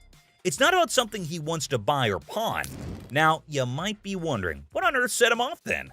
Well, keep watching to find out. Hey, how you doing? I'm here to buy an engagement ring. No kidding, this guy is actually here to buy an engagement ring. Whoa, that's some exciting news, isn't it? Les coolly presents a selection of engagement rings, and you'd think everything would go smoothly, right? Well, except for the blaring car horns outside, because of course, nothing can be too easy. Oh, damn, so that's the reason for all the honking? There's a massive truck just sitting smack in the middle of the parking lot. Now, take a wild guess. Whose truck do you think that might be? Come on, give it a shot. It's not rocket science. Semi-truck. And then it's white gold. That's me. Sir, can you... Ding, ding, ding. It's none other than this guy. So Les politely requests him to move his truck from there. And what do you think his response was? Find your place to park? Oh man, come on now. I'm in a hurry. I can't be moving my truck in this. Yikes, did he seriously say that? I mean, how do some people not have basic common sense? Did he genuinely think he was doing the right thing? Les is clearly not putting up with it, and you could totally see that. You don't have an option. You have to move your truck. I'll be more than happy to show Can you believe this guy had the nerve to straight up say no? Well, let me tell you, things are about to take a turn for the worse for him. But just when he thought he couldn't dig himself any deeper, he goes ahead and proves you wrong. Why are you so rude? I'm not moving the damn truck. Byron, take over. Well, obviously he's about to get kicked out, and trust me, you gotta watch this. It's absolutely hilarious. Move the truck. Come on, man. That's wrong, bro. Next time, parking on the freeway. This dude should be totally embarrassed about his behavior. And oh boy, he didn't stop there. He just kept on going. And the last straw was this. Move your truck! Silver Surfer. Oh, guess what? We've got a bona fide comic enthusiast here. Big surprise. Like, who isn't, right? Well, this guy's taking his passion to a whole new level. Feast your eyes on what he brings in. That's the Silver Surfer. Silver Surfer. Life size. Tell me about it. Well, this was a display for the Fantastic Four Rise of the Surfer movie. They made 1,500 of these, and plywood board. It is wrapped in a vac metal plastic wrap. Oh, what a shocker. It's a collector's item. But hold up emotions, people, because it's got a price tag. I'm not sure if the experts are going to agree. Well, online, these things go for $3,000. Actually, Silver Surfer was voted in the top 50 recognizable comic book heroes in America. I mean, I really went $2,000 for it. I am willing to buy this from you for $500. Hey, genius. If you're after that dream price, maybe hit up a comic store. Selling your treasure trove at a pawn shop? Yeah, real brainiac move here, buddy. 900 bucks. That's it. Think I'm gonna have to walk. All right, well, it was a pleasure. We're gonna go surfing on home. See you later. Custom-made electric chair. Folks, take a puff. We've witnessed all sorts of weirdness at the pawn shop, but this fella's cranked it up a notch. Check out his wild sell list. So tell us a little bit about him. We have Halloween retail stores. This is a custom-made electric chair. There's a whole show if you guys want to see it. Come Sure, here. go ahead, show us. Hell yeah! I'm really into this kind of thing. This might be the new feature at my house on Halloween. Oh, just what we all need. A bedside toy that screams Halloween 24/7. No biggie, except it's art, not like living in a slasher fic or anything. So we're looking to get about $8,000. Brand new, they're just above $9,000. And that makes a lot of sense. Right. Buy a used one that's 6 years old. Well, the cool thing about this one is that they don't make them like this anymore. You're right, they don't. The new ones are digital. Well, guys, Mr. Ambitious over here is dead set on this mystery item. Heaven knows what his grand plan is, but Les has a style for a bargain. Thank you very much for bringing Thank it you. in. We appreciate it. Damn it. I'm a little disappointed that I gotta schlep it back home, but you know, with Michigan being, you know, like the #1 state for haunted houses and attractions and things like that. Elephant skull haggle. Oh, guess what? No fancy sofa, no blingy ring, and no one-of-a-kind card pedal? No worries. How about you trade an elephant skull for some greens? Because that's normal, right? Skull of an elephant. Really? Very unusual. It's very unusual. My best friend had it, passed away, and I inherited this one. It's where the tusks were. I understand that. It came from Africa? Yeah, right. Well, I So- can promise you nobody has ever brought in an elephant skull, ever. That I can Little tell you. unique. Ever wondered where one finds a thing like that? Well, surprise, surprise, there's a thriving market for massive elephant skulls. Yeah, you heard it right. Skull heads. 1,000. That's as low as I'm gonna go. Let me talk to my elephant expert. Africans are buying now for $2,300 and the Asians are $1,900. The good part was, it's worth the money. There is a demand for elephant skulls, but I'll be damned if I'm giving it away. Okay, peeps. When Les locks onto something, prepare for a solar eclipse, because he's not releasing his grip. Anyway, there's a plot twist in this pawn shop drama. I got $700 bills waiting for me. $750.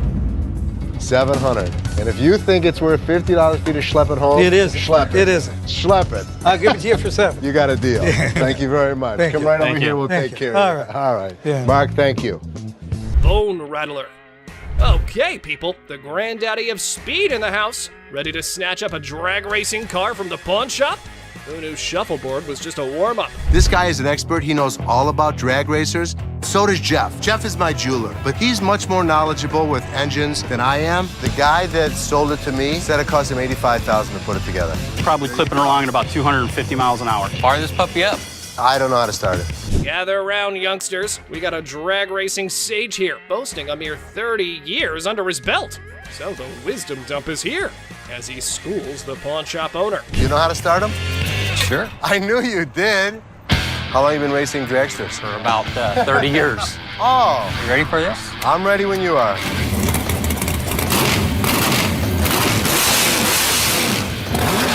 All right, Mr. Been There, Done That. Let's see if your drag racing tales can seal this deal or take a nosedive. Now, coming straight to the negotiation. 20 grand. 7,500. I don't think so. If you give me the money today, 15,000. I'll throw the skeletons in for free. We have a deal for 15,000? I guess so. Thank you very much. Have a good Enjoy day. your new car. Mechanical Bull. Ah, the good old days of Wild West bull riding and rugged cowboys. Some dude missed the memo that it's not exactly the trendiest scene nowadays. Time to catch up, y'all. Going for a ride in my parking lot, or what are we doing? Let's have a little fun, girl. We're trying to sell our mechanical bull. Why do you have it? A Western-themed restaurant bar before, and that was the theme. We put the bull into the bar. Well, slap on those cowboy hats. We got ourselves a scene here. But seriously, who's taking bets on whether they can wrangle a decent price for that rodeo-style bull riding? Let's say you were to buy these brand new. How much do they cost? They cost around 15 to 20,000. How much do you want? 15,000. So if I was to buy this brand new or buy this used from you, it's the same price. Rental companies rent these out for $750 a day. There's a lot of revenue potential. Ah! Man, sad to see these alpha men taking back their bull home. But folks, hold on to your hats. Maybe Ashley has something else in her mind. 3,000 right now. 45. 31. 39, you pack it up. That's my bottom dollar. 34. I can't do it. Sorry, good luck. Dr. Death's van. Step right up, viewers. You've heard of Dr. Death, but today's highlight is the van that spotlights as the ride for assisted suicides. Because nothing says vacation like a one-way ticket, right? This is a 1968 Volkswagen van owned by Dr. Death, Jack Kevorkian. By Dr. Death. This is the actual van that he did his first and several other assisted suicides in. Jack Kevorkian was an iconic figure in the city of Detroit. We're not aiming for a Valley of Chrome farewell tour this time. Mr. Big Bucks here wants a six-figure sum. Brace yourselves, because Les has his few concerns all queued up. It is a piece of history. I like buying weird. You won't find another one. The problem is, it doesn't make sense to spend six figures on something like this for me. Well, you either love it or hate it. But I love it. This is definitely a piece of Detroit. A van oozing that delightful combo of creepiness and death vibes. So legit. However, why not throw in another expert opinion? Let's see how that went. So 10,000 ain't gonna buy it. No, I'm in the six-figure range. 20 grand? No. 25 grand. 30 grand. 50 grand? 30. One time. 50. 30 cash right now. Bizarre bikini. Check out this granny of the century who strolls into the pawn shop with an elderly figure that has a lot to do with, I don't know. You have a look and maybe you decide. Which is the doll? I heard that. I'm undressing her. What can I say? A really nasty looking woman, but a very cool item. Yep, that's about accurate. You just saw a long-legged granny in a bikini. All the efforts are done in the name of art. However, our granny here invested in this model. How much did you want for this thing? I'd like to get $500 for it. This thing is art. It's a very cool item, but not for that price. I mean, she's really cute. I mean, she's really fun to look at, but it's not going to be even close to 500 bucks. Never mind, that was gonna be a deal breaker. Unless Les had some more quotes to add to the art piece, this stirs things up for the selling mix. Here this woman was playing my game, and I was losing. 200. 190. I'll take it. Will he stop? Okay, schlep it home. You know, I heard my dad saying it wasn't worth the extra $10. Bull. She wants 200. Latex vacuum bed. Look who's spicing up the pawn shop scene. This dynamic duo's got a latex vacuum fetish bed up for grabs. You know, just your average afternoon errand. Latex vacuum bed. A what? A latex vacuum bed. So you have sex with latex? Pretty much. It's like the autoerotic asphyxiation. Pretty much, yeah. Bobby J surprisingly knew exactly what this thing was. All right, I was wondering, who needs candlelit dinners when you can have vacuum-sealed intimacy? I'm not here to judge. However, here's a quick demonstration. So normally when Felix has his hand over his mouth, normally what they like. I actually used it. Are you breathing? Here we go. Not gonna work. It's working. Everyone's a critic when it comes to, what's the word? Innovative sleeping arrangements. Yeah, there we go. And we aren't sure if that ever went up for the big sale. Used it. So how could you not want to do this with him? Because I don't want to suffocate. It's not for everybody. I'm familiar with the bed. Very much so. Just imagine having sex now. He don't have to hold you. Perfect. Well, now we got that out of the way. Just a normal fine day when this guy walks into the pawn shop and world's one-of-a-kind Les Paul SG guitar that belonged to his Aunt Mary. And guess what? She wasn't just some guitar lover or a casual Les Paul fan. So the seller is hoping to get $250,000 for this collection. The big question is it really worth that much? And is it still in good enough condition to fetch a high price? Let's find out. Rick Harrison calls for Drew, the expert from Authentic Autographs Unlimited, who specializes in forensic document examination. He then carefully examines the signature on the guitar and remarks that Les Paul had a unique and straightforward signature style. Interestingly, Drew notes that he never included his last name when signing autographs. He goes on to, but someone in the comments section went all out and said that those papers would fetch a whopping 190 grand if Joe Bonamassa got his hands on them. Another user totally agreed with him and even said that if this guitar showed up in the right magazine, some millionaire rock star would easily drop at least $200,000 for it. But here's the main part. Did the pawn shop actually make any profit? Hell yeah, they did! Once the show aired, they wasted no time and threw that bad boy up on eBay. And guess what? They scored a whopping $110,000 for it. They ended up making a cool $20,000 profit, guys. Now that's what I call a successful hustle. Next up, we have a customer who came in trying to sell a sword that was supposedly forged by the famous Yasutsugu family, known for making weapons for badass samurais back in the day. But here's the twist. The seller looked familiar to Corey. It turned out that he had been there before to sell a trophy. You'll be thinking what kind of trophy it must be. Maybe some ancient artifact or something, right? But nope, it was actually a Grammy Award. Yes, all in excitement, Rick bought it. But later he found out that it was not allowed to be sold. Oops, I can see a great loss there. Because of that now, they had to be extra careful before dealing with this sword. They weren't sure if it was a legit samurai sword or just some ninja knockoff. The seller is a lawyer and claimed he had received the sword as payment for his legal work. Pretty cool, huh? Some users are even cracking jokes about why the guy was so willing to sell such a masterpiece. One such comment was he must have been scared of his wife's anger, whose eyes are always fixated on that sword. And if she ever gets her hands on it, she's ready to knock him off. Talk about a dangerous situation. Another user said he got robbed? Well, we have to wait to see the actual plot. Taking the lawyer's word for it, Corey decided to take the risk, and then he went ahead with the purchase, even without having an expert to check its authenticity. I mean, let's be real, that was pretty foolish, right? I mean, who was going to check if the thing was actually legit or not? So they asked the seller how much he wanted for it, and he said $5,000. The buyers were skeptical about its condition and started throwing offers as low as $800. That's a crazy drop. But the seller fought back, saying every bit of that sword is worth the full $5,000. If you're gonna hold my feet to the fire and make me pay as much as I can, it's gonna be $1,500. I'll come down to $2,000. I've got 5 of them right there. The shop wasn't ready to pay that much without knowing more about it, so Corey went up to $1,200. He was trying to get the best deal he could, but the seller didn't budge. They went back and forth until finally the seller settled for Corey's offer of $1,500 just to get Rick off his back for that Grammy thing. After buying the sword, Corey was not at peace and was restlessly waiting for the expert who was out of town during the appraisal. Finally, he got to meet up with Mike Yamasaki, the expert, and Corey explained how he took a shot in the dark and bought the sword without knowing if it's actually worth the money. So, after taking a small glimpse at it, Mike recognized it as a samurai sword and told Corey the history of the sword. He stated that after World War II, around 3 million Japanese swords were taken out of Japan by the occupying forces.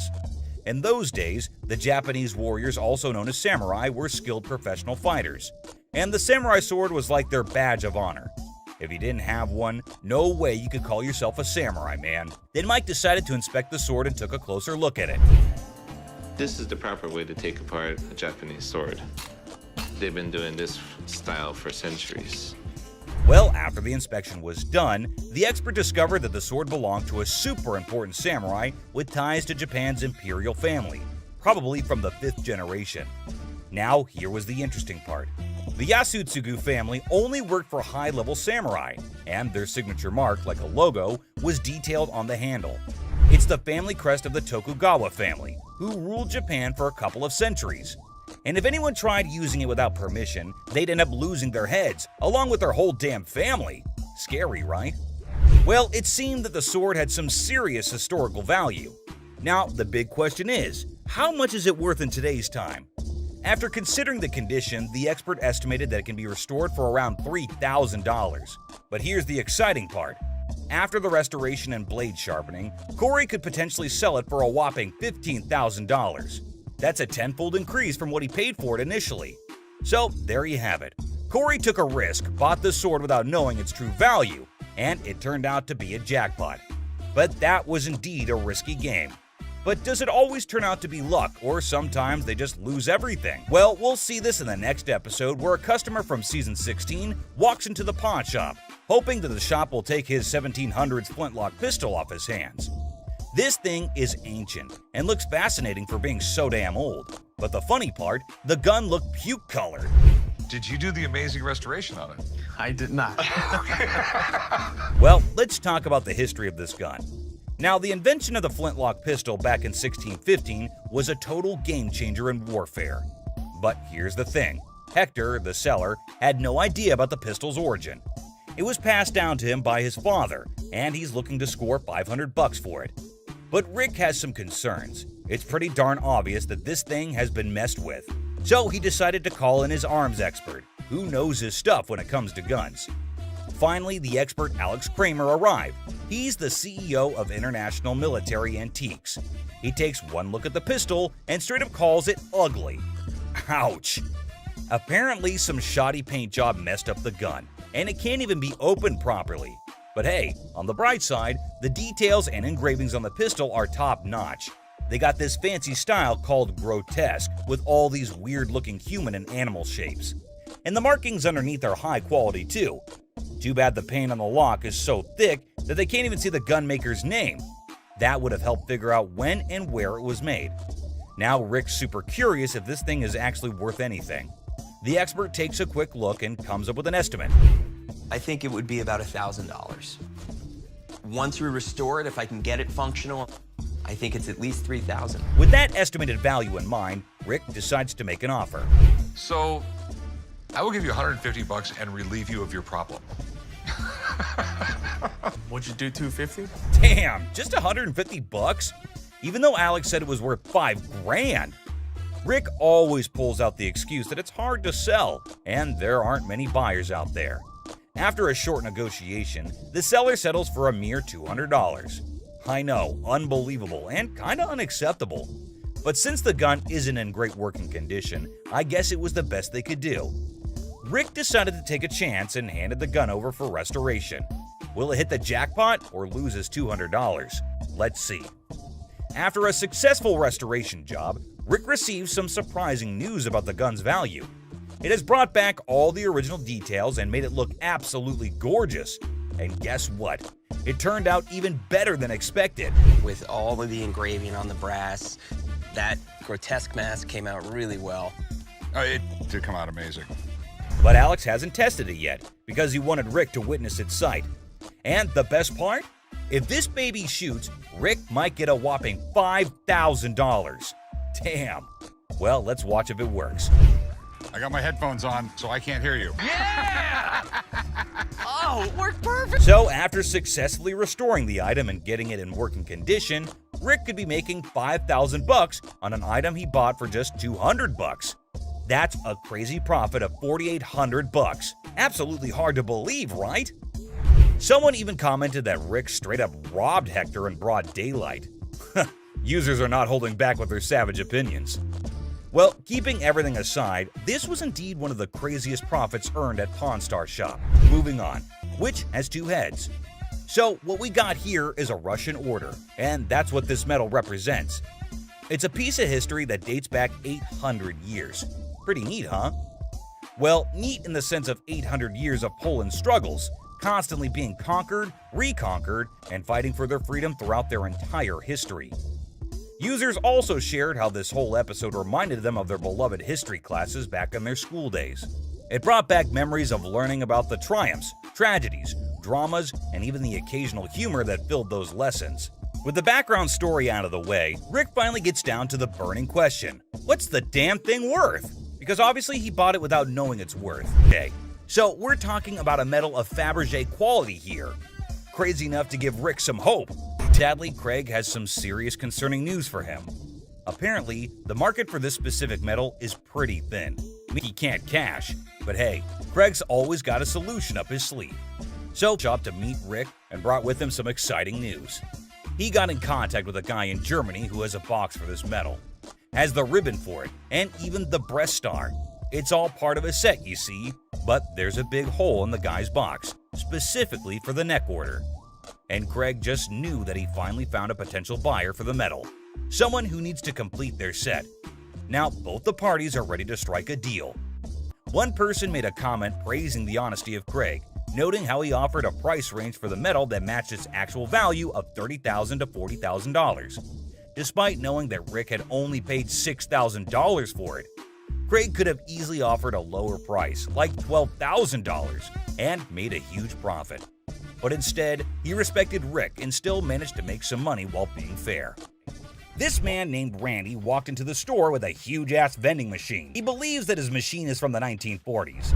Candy? Yes, sir. You know who loves candy, right? This guy. Well, chum, we know your love for candies, but is this deal as sweet as them? This machine sure has Chum's heart, but Randy doesn't even know if it works, and neither does he have the keys to it. Well, let us look into what Chum thinks about it and whether he thinks it would be worth the cost. Just taking a look at it, I mean, it looks pretty rough shape. There is a lot of rust on it. It sure needs a good restoration, but Randy wants $1,000 for it. Man, it already needs so much work to be done.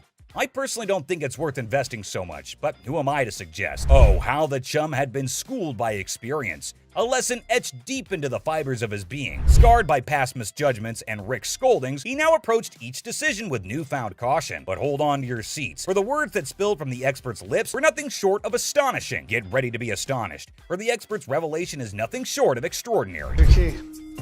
Whoa. Oh boy, right? The guts are missing. So what this needs... Man, it is empty inside. All the mechanisms are missing.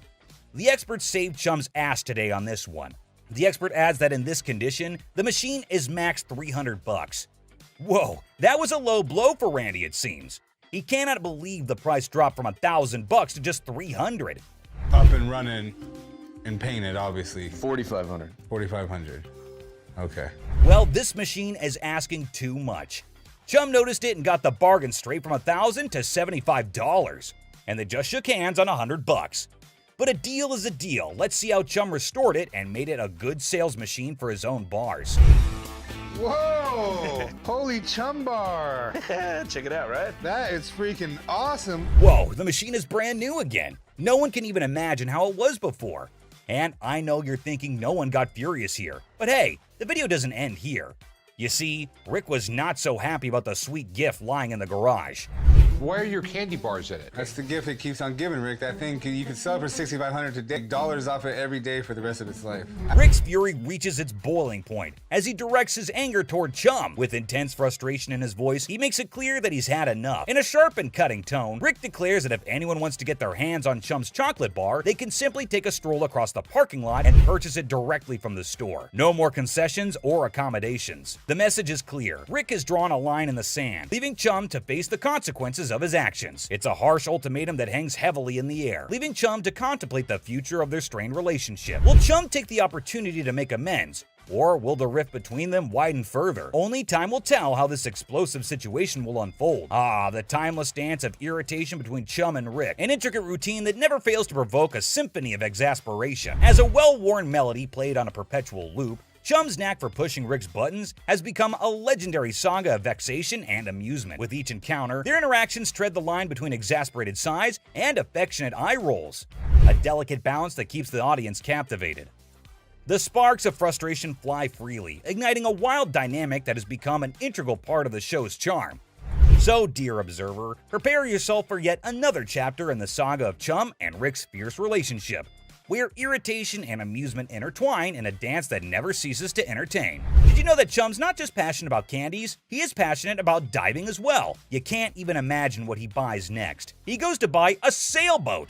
Yes, you heard it right, a full sailboat. Rick was unhappy about the candy machine. You can't even imagine how he's gonna react to this deal. Give you that. The weight of anticipation hangs heavy, like a dark cloud looming overhead. In the midst of this suspenseful moment, Rick's anger simmers beneath the surface, ready to erupt like a volcano. The stakes are high, and the consequences of Chum's potential misstep could be dire. Prepare to have your mind blown. Have you ever heard of a street-legal pirate ship? No worries if you haven't, because it was a revelation for me too. Picture this. A captivating vessel that sails through the streets instead of the high seas. This audacious individual is actually selling a pirate ship that doesn't navigate water, but instead driven around during parades and events. The sheer novelty of this concept is enough to make your jaw drop. Can you imagine the spectacle of a fully decked out pirate ship roaming the streets, spreading swashbuckling cheer and captivating onlookers? It's an unconventional twist on the nautical adventure, where imagination takes flight on wheels instead of waves. A fascinating change that challenges traditional boundaries and sparks the imaginations of all who encounter it. For a ship, you can actually drive 60 miles an hour on the highway. This is awesome. In a moment of anticipation, Chum captures a picture of the pirate ship and eagerly sends it to Rick, seeking his seal of approval. It's no secret that Chumley's heart is set on acquiring this extraordinary vessel. However, Rick's response reveals a familiar pattern. He doesn't always share Chum's level of enthusiasm. Despite Chumley's unwavering excitement, Rick's support wavers, casting a shadow of doubt over Chum's aspirations. Nevertheless, amidst the uncertainty, Chumley embarks on an unforgettable adventure on the ship, immersing himself in a world of whimsy and joy. The pirate ship becomes a catalyst for moments of pure bliss as Chumley discovers a sense of freedom and exhilaration that he has never experienced before. It's a testament to the power of chasing dreams, even in the face of skepticism. Join Chumley as he embraces the sheer thrill of sailing on that ship, creating memories that will last a lifetime. If I can make a deal, Rick will think I'm the man. As the wind tousled Chumley's hair and the weather played its part, a symphony of elements converged to enhance his adoration for the float even further. Each gust of wind whispered its approval as if urging him to embrace the exhilaration that danced in the air. The perfect weather conditions seemed to align, creating an enchanting atmosphere that heightened his connection with the pirate ship. With every passing moment, Chumley's affection for the vessel grew as if it were infused with magical essence. In the midst of it all, Chumley savored the joy and freedom that enveloped him, cherishing the sensation of pure bliss as he sailed through the streets on the ship that had captured his heart. As Chumley eagerly awaits Rick's response, hoping for validation and support, his heart sinks when he reads the crushing words that appear on his screen. Rick's text delivers a blow that pierces Chumley's enthusiasm, leaving his spirit wounded and his dreams deflated. The message, like a dagger to the heart, shatters the joy and optimism Chumley had been clinging to. The heartbreaking reality sets in as he realizes that Rick's words don't align with his own deep-rooted passion for the pirate ship. It's a moment of profound disappointment as Chumley grapples with the stark contrast between his own excitement and Rick's lack of endorsement. Emotions swirl within him, hurt, confusion, and a tinge of resentment. I'm sure he's not going to buy it. He doesn't have any money on him. But he's an idiot. Amidst the tangled web of desires and concerns, Corey possesses a keen understanding of Chumley's nature. He recognizes that once the request to abstain is made, Chumley is unlikely to proceed with the purchase. In this aspect, Rick's fears find resonance in Corey's assessment. The rational part of their minds acknowledges the validity of Rick's concerns. Even if Chumley were to succumb to impulsive desires and make a foolish decision, the stark truth remains. The price of the pirate ship far surpasses his financial means. It looms above his allowance like an insurmountable hurdle, a barrier that cannot be breached without dire consequences. The clash between longing and practicality creates a dilemma that Chumley must confront head-on. Will he heed the warnings and let go of the unattainable dream? Or will he risk it all in pursuit of his heart's desire? The outcome hangs precariously in the balance, as Chumley grapples with the weight of responsibility and the allure of the forbidden. The owner wanted $250,000 for it. Man, that is a little too much. The last bargain he could agree on was $190,000, man. That is still so much money. Chumley was so sure that Rick would want to get it, until he checks his phone. Do not buy the float.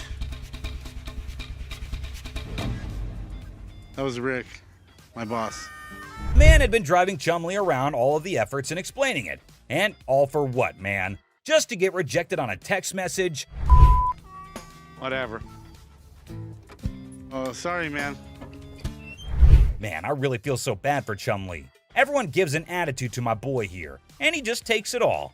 Well, enough of Chumley. Sometimes even Rick makes a mistake, and the great Harrison is not at all happy about this one. A captivating scene unfolds as Bill strides into the store, his presence immediately catching the attention of the Pawn Stars crew. In his possession, he carries a Wells Fargo strongbox, an intriguing artifact that exudes a sense of mystery and historical significance. As if that weren't enough, he adds to the spectacle by unveiling antique balls and chains, further piquing the curiosity of everyone present. Bill, confident in his offering, sets the price at a hefty $2,000. A sum that raises eyebrows and sets the stage for a fascinating negotiation. We got a Wells Fargo strongbox and some antique ball and chain. Okay, you do have a... The anticipation builds as the Pawn Stars team contemplates the value and potential of this unique collection. Will they be able to strike a favorable deal that satisfies both Bill's expectations and their own interests? With his vast knowledge and years of experience, Rick's expertise comes to the forefront as he steps into the bargaining arena. Determined to navigate the deal without relying on external advice, confident in his abilities, he draws upon his extensive understanding of historical artifacts and market trends to assess the true value of Bill's offering. Rick's sharp mind is like a well-honed tool, dissecting the details and uncovering the hidden gems within the collection. As the negotiation unfolds, his eloquence and persuasive arguments come alive, revealing a masterful display of wit and intellect. Rick's knowledge becomes a formidable weapon, allowing him to strike a delicate balance between fair pricing and maximizing the potential of the transaction. It's a testament to his experience and a showcase of his ability to thrive in the world of bargaining, showcasing the power of a sharp mind in the pursuit of a favorable deal. Electrically welded. See how these have arcs from an arc welder? Sure, okay. Okay, and my other big concern? As Rick utters the phrase "other concern," a flicker of suspicion dances in his eyes, indicating that there may be more at play than just the handcuffs. His discerning gaze scrutinizes the items within the Wells Fargo strongbox, sensing something amiss. What could it be? A forged antique? A replica masquerading as a genuine artifact? The anticipation mounts, and the negotiation takes an unexpected turn as Rick dives deeper into his investigation. Determined to unveil the secrets concealed within the box, Rick further adds that the box might actually be real, but the stuff in it is absolutely not, so that made him a little concerned about it, to which the man explains that the stuff was not in the box. He just kept it all in there. You always see a Wells Fargo strongbox in an old Hollywood Western, so this will definitely get a lot of interest from collectors. The bargain started at $1,200, but hey, we know Rick. He is damn good at bargains. He finally sealed the deal at $450. But obviously, we need a piece of expert advice over here. Mark, the man with all his knowledge and his beard, is called back to the store. Have you already bought this? That sounds bad. Mark further tells Rick the bad news. It was a complete fake. Damn it, Rick. Looks like Harrisons get pissed off on this show. But hey, another day, another lesson to be learned, right? Kicking off with this episode, which is sure to give you quite a jolt. Hey, how's it going? The episode just starts with a casual conversation between Rick and an old man.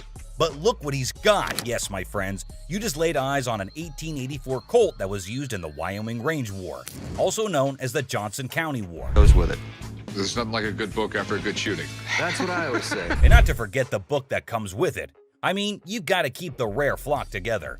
Rick, as usual, begins his quiz, asked a whole lot of questions before investing his money into something that a normal person would have bought in a heartbeat. So how exactly did you get the gun? My father got this from the great-great-granddaughter of Fred Koch. Are these many questions ever asked while I go to sell something antique? Maybe. How would I know? I've just gone to the shops to buy something, never to sell anything. But wait, it seems like he practiced it the whole night, answered all the questions like a pro. That man did better than the rest of us would do in our lives. Tough college times. Wait, what did my eyes just witness? Rick narrating the whole Wyoming Range War story. Basically, large cattle barons feuding with really small cattle ranchers. The small guys were stealing cattle. It felt like a whole history lesson to me. I must say, Rick does have some insane knowledge about antiques. The way he narrated the whole thing was nothing less than an informative history class. Not gonna lie. Moving further, we see Rick's intelligence as he checked all the details provided on the document just like a professional would. It's got 45 caliber. This is a 45 caliber. It's a 5.5 inch barrel. That's a 5.5 inch barrel. This line, when you throw on a personal story that actually ties a cowboy to a gun, that's the kind of thing collectors love. I can see he clearly knows how to hit the proper note. But when you throw in a personal story that actually ties a cowboy to a gun, that's the kind of thing collectors love. Without a second thought, the man quoted $55,000 for the gun. What do you think? Are Rick and the old man on the same page? Well, for you to know that, you have to continue watching.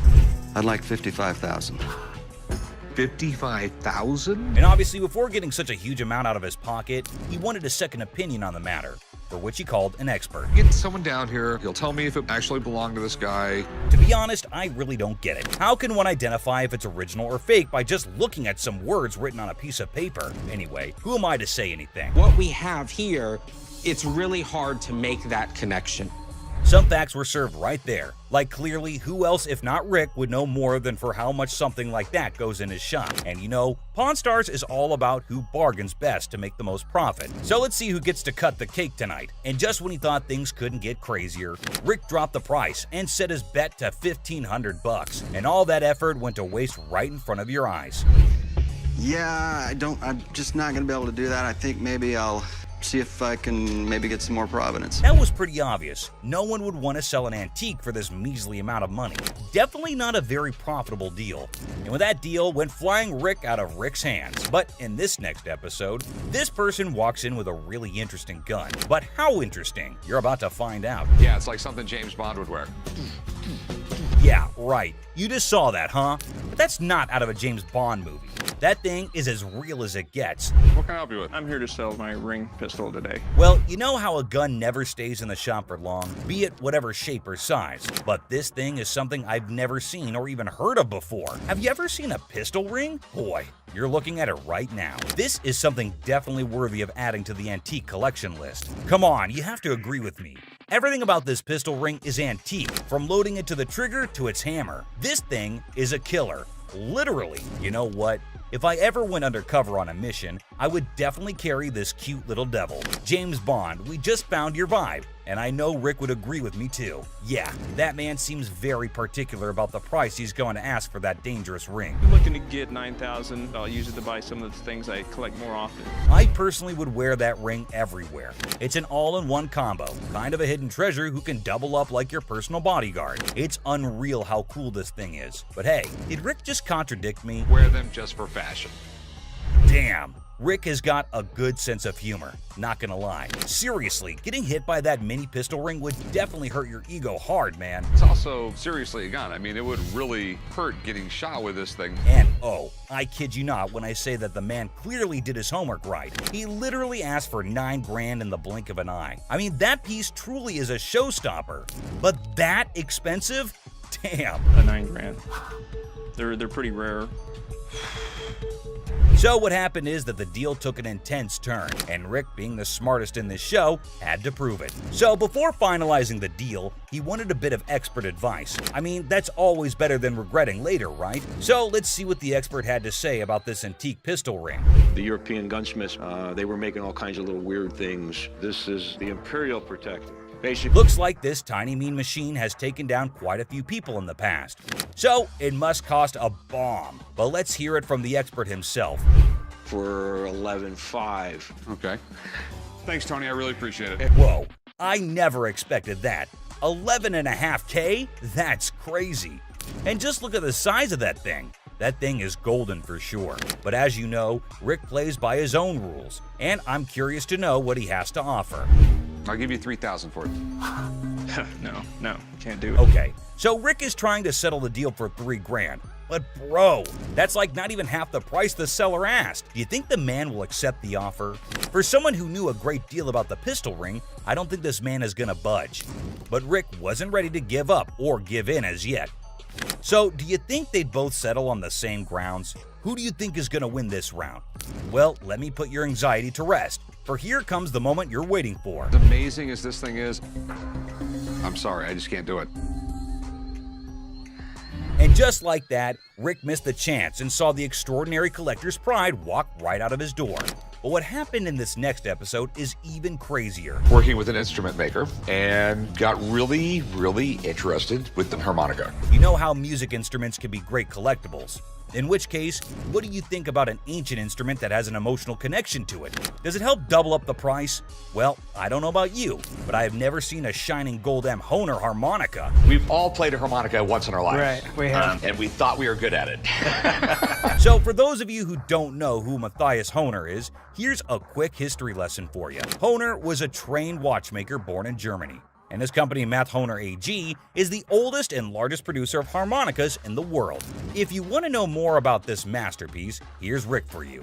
So apparently the watchmaker was so blown away by the piece that this is what happened. So he saw the writing on the wall, but he was also working with an instrument maker and got really, really interested with the harmonica. Rick's knowledge never fails to amaze me. There's no question that he is a master of his job, and his trade skills are even better. But is this going to be a jackpot or a lost cause? Before Rick states his price, he found a problem with the musical piece. You get in the ballpark. Okay, all right. It's plastic, and it's not in the greatest shape. I don't know, it's not too bad a shape. The cardboard's coming off. Oh no. That's going to majorly affect the price of this beautiful piece right here. So while the seller was holding on to a grand $500, what Rick pitched was unbelievable. Here's $75 for it. It cost $75? Wow. I would feel humiliated if I was that harmonica right now. I mean, come on, man, it's not that bad. But what can I say? Rick knows better. And the seller wasn't ready to back up, and even had a genuine reason for it. $1 to fill my truck up with gas right now. I can't take 75. I find the man reasonable. The least you can do is compensate his gas. But as you know, there are no emotions involved in business. Rick's not taken aback by anything, and sticks with his price, but he failed to grab the deal. I think he wouldn't mind much though, because the harmonica was plastic, and it was also peeling off in some places. So sadly, the seller needed to go back home with the broken instrument, and he couldn't even make enough money for gas anyway. Next up, we got this interesting thing that you'd never expect at a pawn shop. The guy just pulled in the parking lot with a boat he wants to sell. So Chum and I... Yes, it's a freaking boat! What you're looking at is a 1958 Sea Flight glass string, and this is no common sight, y'all. Rick and Chum came to take a look at the huge and fascinating boat, and it looks like they already like what they're looking at. 57 Chevy, didn't they? Sure did. Is it a convertible? And how could something start without Chumley's irrelevant questions, right? Like always, he was more worried about the boat being convertible or not. Well, Chum, you definitely cannot expect everything to be fancy, okay? Despite that, I can't help but love Chumley's confidence. Meanwhile, the seller has made up his mind to demand a hefty $10,500 for the boat. Let's hope he can make just as much from the master of negotiation. And this time, the item in question was a timeless beauty, created in 1958, standing tall, defying the effects of time. Whoever maintained it surely did it with the utmost care and dedication. Great work right there, but I think someone is already getting busy coming up with the numbers. It looks just like the 57 Chevy I got for the old man's birthday. It's definitely tempting because Rick's already deciding how he was going to pitch this look-alike a 57 Chevy. this Glastron boat is awesome, but boats are tough to sell, so it has to be a home. Like he already said, boats are money pits. I mean, nobody would want to keep this huge boat in their homes as an antique. Quite rare, as the word suggests itself. But this seller is definitely giving Rick tough competition. With all that USP knowledge he was throwing about, he came in here ready to face the pawnbroking world. Do you know why? Because it was a little 17-foot boat. No, because it was fiberglass. No more wood boats. Wood boats were moving out. But what happened next was totally unexpected. 10-5. In an unexpected turn, the owner of the boat bravely revealed a startling price tag, $10,500. Wow, that's crazy. What do you think Rick is gonna do? Will he buy it or break it? I don't even want to make you an offer. There's too much work that's got to be done for me to make anything. Did you see that? Rick didn't even make an attempt to convince the donor to accept a lesser price. But that's exactly what the show is all about, expecting the unexpected. But you cannot miss this museum piece that just made its entry into the shop today. A man brought in an ancient coin, a portrait of Julius Caesar from the month before he was assassinated. Well, I have a coin here. It's a portrait coin of Julius Caesar from the month before he got assassinated. But before that, quick history lesson. Did you know Caesar was the first living person to be depicted on Roman currency?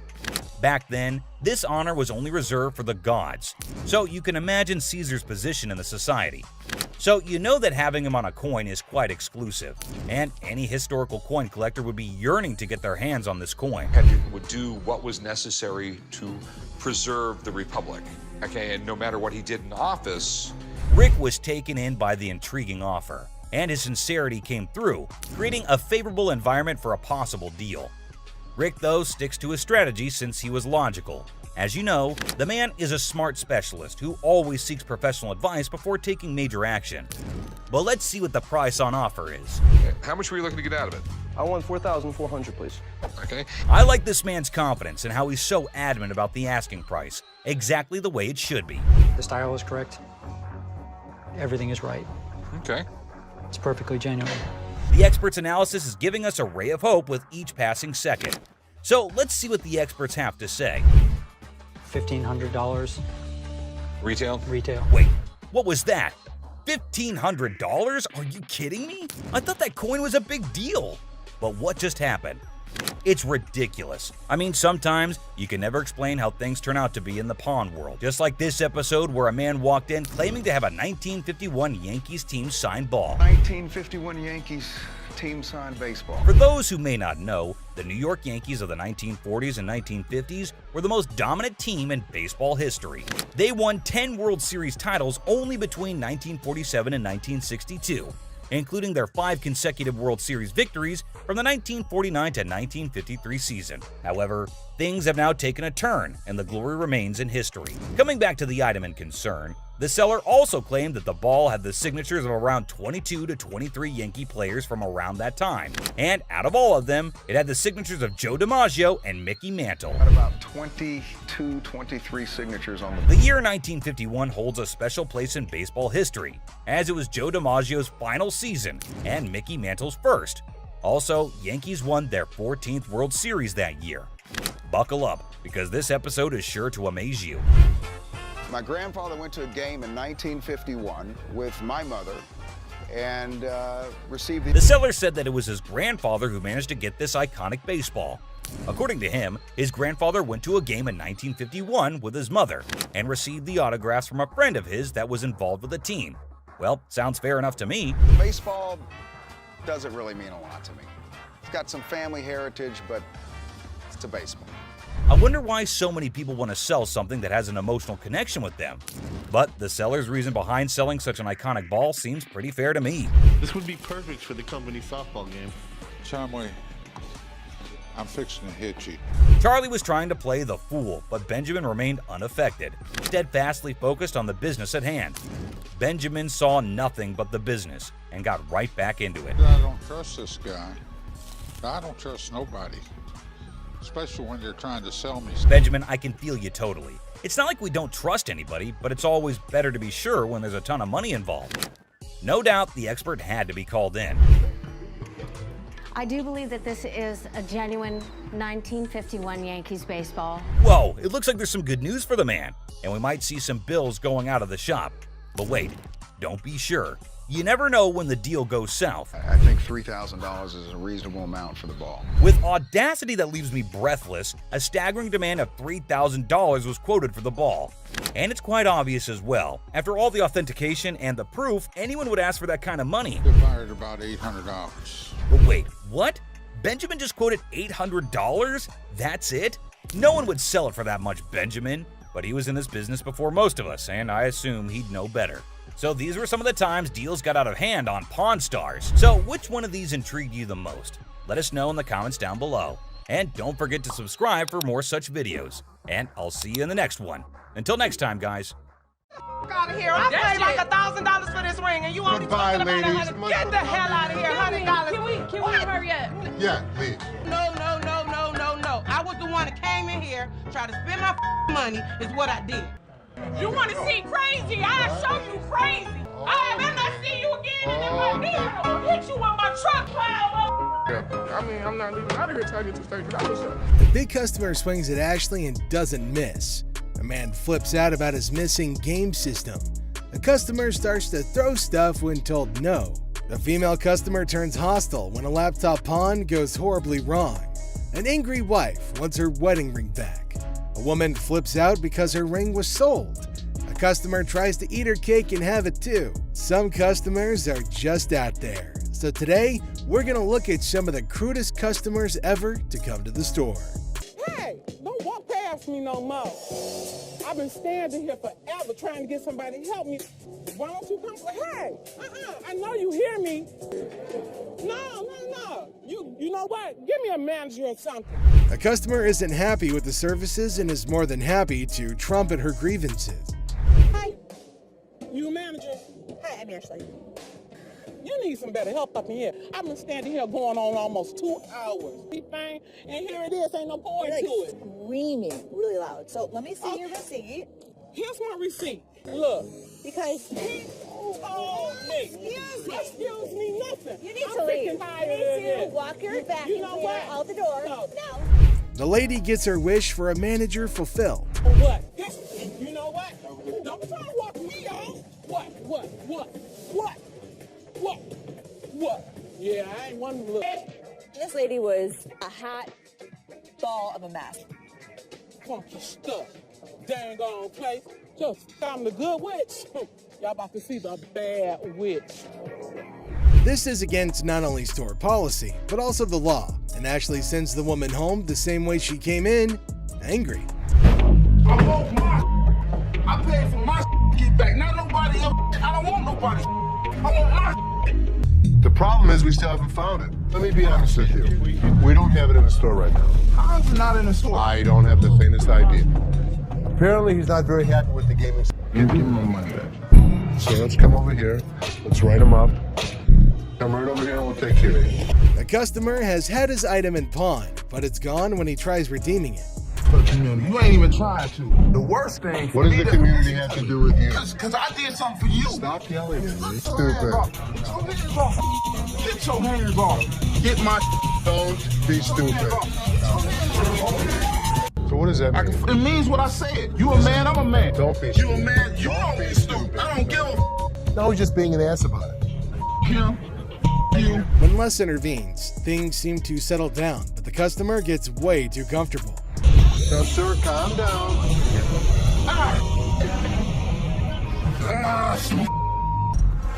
I give you my word, whatever I owe you, you're gonna get.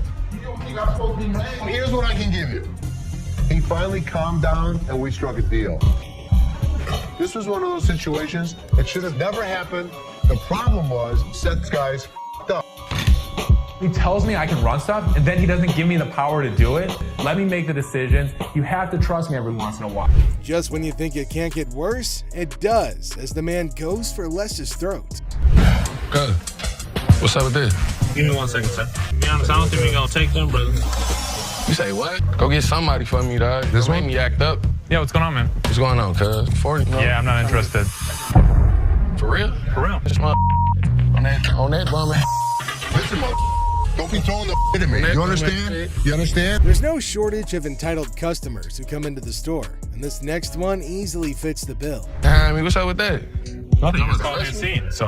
Y'all about to rush me or something? Here's a guy yelling at the front. What's up with that? On that bum. Listen, don't be throwing the at me. You understand? You understand? Trying to gang You understand that, dog? Trying to gang up. Understand that, dog? Trying to gang up. Don't ever throw. Take your hands off my mother. With the customer starting a tantrum, Les finally speaks, and let's just say the others were nicer to the man-child than he was. Yo, y'all ain't over here anyway. I smack the out your ass. Don't even reach behind nowhere. Reach what? Nigga, if I got it, got it. Don't be I killing my stuff. Where the is the loan at? Don't try to steer me down. Mark. On what you gonna do? This guy was threatening me that he's coming back. Does he think we don't have security cameras? Does he think we don't know what his license plate number is?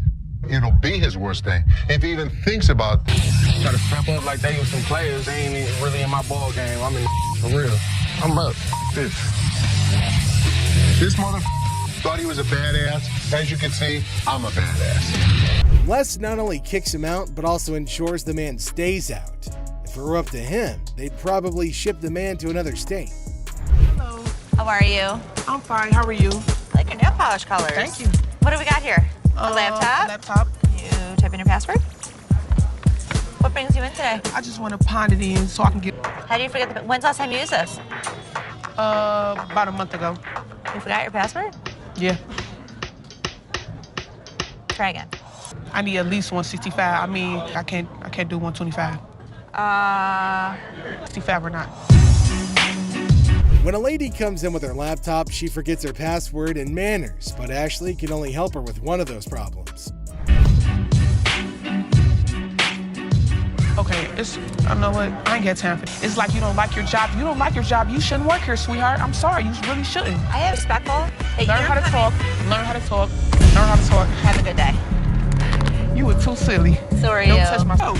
Flat out. You done? Y'all, I don't give a like I said, I don't care. I can take my business somewhere else. The lady obviously doesn't like the sound of $150, and the negotiation goes downhill from there. Lady, or are you a baby? Excuse me, sweetheart. Hi. What you looking at, bitch? What the you looking at? I'm talking to you, bitch. What you looking at? You know what? Take this outside. What the you looking at? What the bitch? You fat bitch. Fat ass bitch. Wait, with a fat ass bitch. Go walk somewhere, bitch. You talking like I said, I can take my business somewhere else. You don't know me. Crazy. That's what I'm talking about. Walk away. Bye. Bye. What more can we do? Since the lady won't stop talking, Ashley engages her, and it's like setting fire to dried sticks. Hi, manager. That's me. How can I help you? My wedding ring that's $5,000, you guys have it. I want it back. Okay. Ring. Yes, he took it because we're having financial problems. I get why he did it. I just want to come in. No, I didn't make a police report. The hell am I going to make a police report for? I'm not going to call the cops on my husband. I'm coming to you to get my... For the ticket? Oh, my God. I want my ring. Can Okay, you so get let in the me... computer Okay, so and let look me up the name, okay, tell me how so- much I owe you, and give me my... Nothing is scarier than a woman with a vendetta, and Ashley's best effort to handle this one with care absolutely fails. All I want. Okay, so let me explain to you how this works. First of all, I don't just look up somebody's name and give you their information. I didn't ask you to give me the information. Give me my ring. You bring your butt out here and you assist me out. Please, bring it. That's all I want is my ring. No! Up yours. I want to see you walk outside. Come on. You're so big and bad. Yelling, screaming. Can't type anything to a computer. Oh, this bitch. I'm going to come back and get my... I promise I'm going to come... The lady doesn't appreciate Counselor Ashley, and the exchange turns sour. American Joy. Oh, hell no. You should have Well, somebody gonna pay for it, like I said. I'm not paying for Bitch, you might as well get off the phone because somebody about to pay for my... Hey, you... The lady comes in armed with her TV and a vast vocabulary. The Golds might not like the latter, though. When I came to the door... So how did she break your TV? Because I told her to hold the door and I dropped it and it cracked. See? It's cracked. Okay, so what do you want me to do about it? I don't know. Is you the manager? Yeah, so maybe You you the want manager, but you ain't act. I don't know what this lady was all about, but how dare you come in my store and make a huge scene? Don't trust me. What is you gonna do? Bitch, you gonna say Don't act stupid. The ladies might come to blows, and Ashley steps in to keep that from happening. You is the type that will get smacked. Really? Really. Try it. Y'all got me up. You have Go get 1 my minute TV. to get your out of her phone. Oh, bitch. Ratchet ass. Don't trip. What's up, bitch, and fix your makeup. Don't trip. Bitches, you go. Whoa! Hit yourself in the head. Yeah, this what I would have did to you if you would have came close. I did. The woman does not like being evicted and transfers her anger to Ashley, but she isn't the first sassy customer the staff's gonna handle.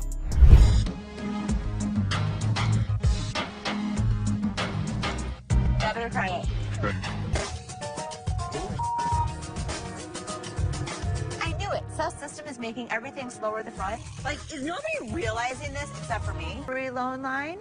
So I can't get your TV through my little tray here. Well, I don't have the time to wait in that line. I've got to get out of here. I've got things to do. There's a long line.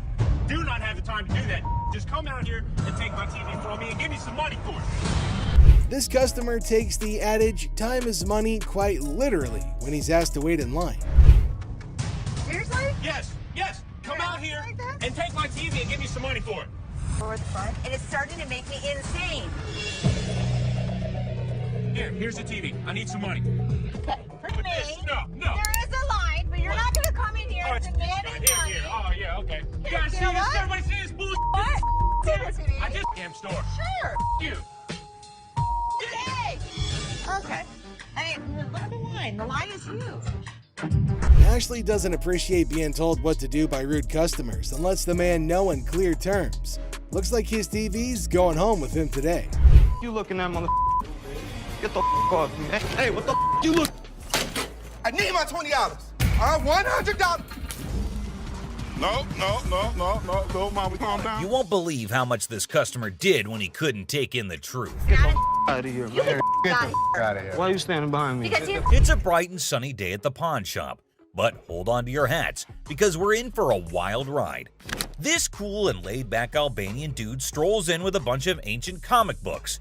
When I say cool, I mean it. Like, look at this. Bless. Ganti, how you doing? What's your name? Ganti. Genti? Yeah. Where are you from? He's got dollar signs in his eyes, thinking they're worth a fortune. But is he in for a surprise or what? Les and Ashley, the shop owners, give them their usual warm welcome. The customer proudly showcases his prized comics, claiming they're from the groovy 70s and in mint condition. He's even bold enough to demand a whopping $2,000 for the lot. What? They are shocked. How much did you want for him? I was looking around 2,000, man. $2,000. But our savvy Ashley ain't falling for it. She spots the bent corners and unimpressive preservation, grilling the customer about their sorry state. Poor fella, he's speechless. Didn't see that coming, did he? Do you see the edges? That's just one of them. Come on. No, actually, that's all. Ashley cuts straight to the chase and offers a jaw-dropping $5 for the entire stack.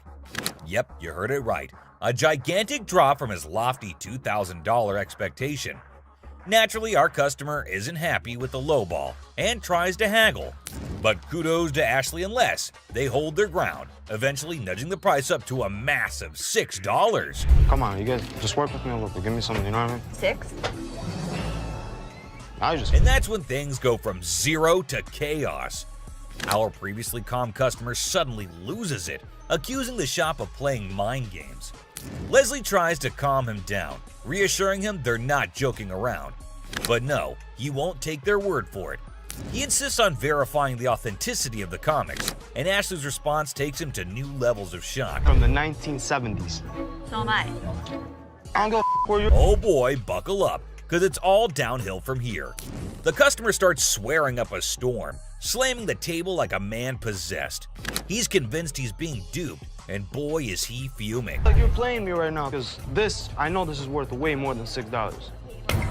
The situation gets so out of hand that a burly bodyguard has to step in and escort him out. But wait, there's more.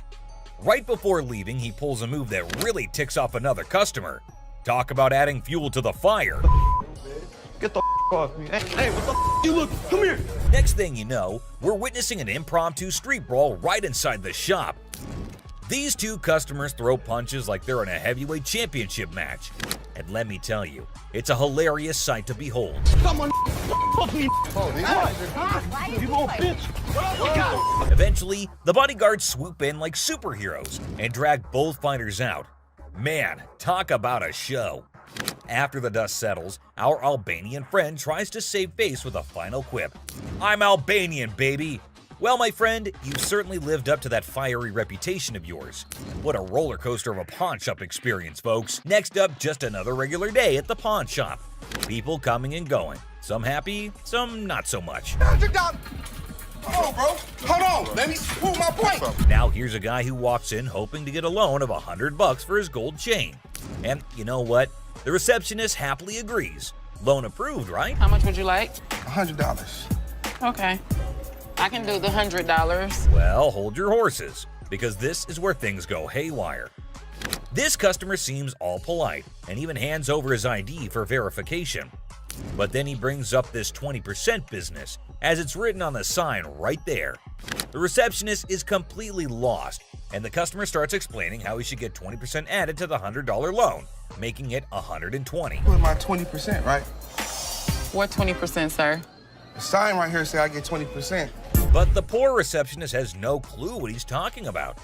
Politeness goes out the window, folks. The man's anger instantly flares up when he realizes the receptionist is clueless.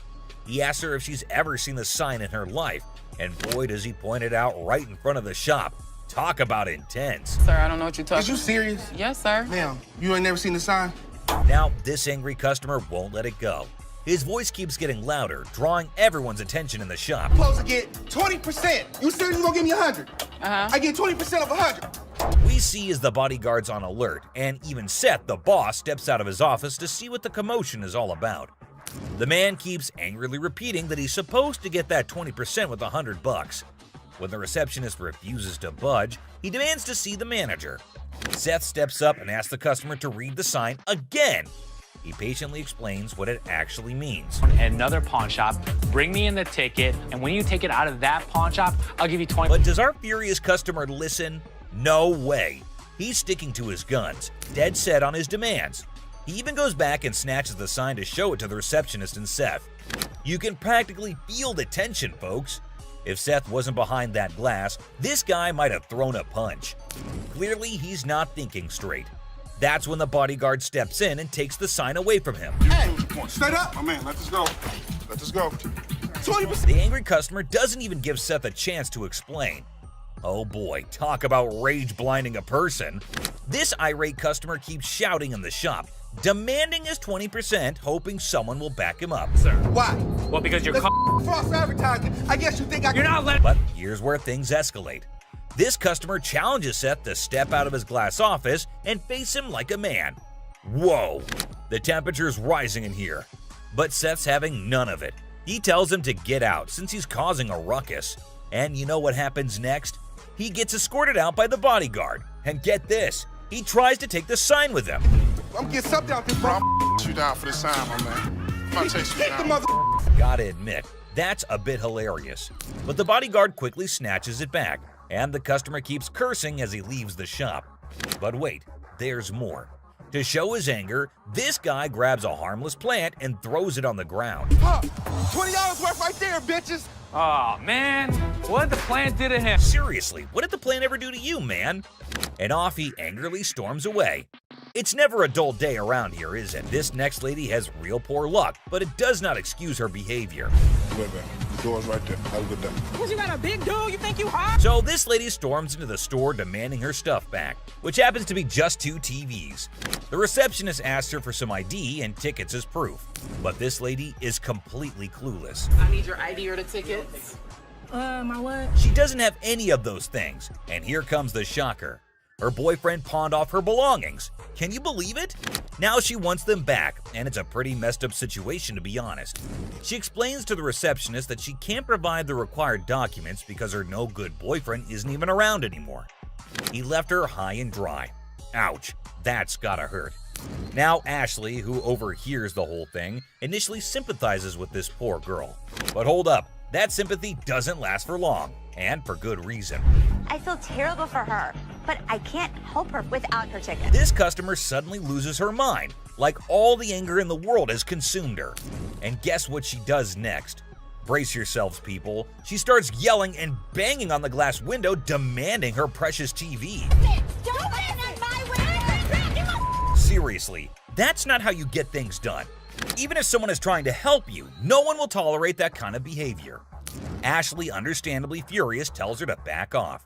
The situation gets so heated that Ashley has to step out of the room to confront this unruly customer. And guess what?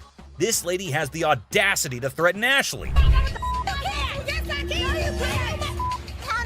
Well, Ashley isn't one to back down, so she tells her to get the heck out of the shop. This customer is beyond crazy, I tell you. It seems like she had a truckload of problems even before she set foot in the store. What? I dare you. Now, the bodyguard steps in to escort her out, but oh boy, this girl goes on a rampage. She knocks over everything in her path, completely enraged. Come on, girl, you seriously need to chill out. Bye! Finally, they manage to get her out of the shop, but you won't believe what happens next.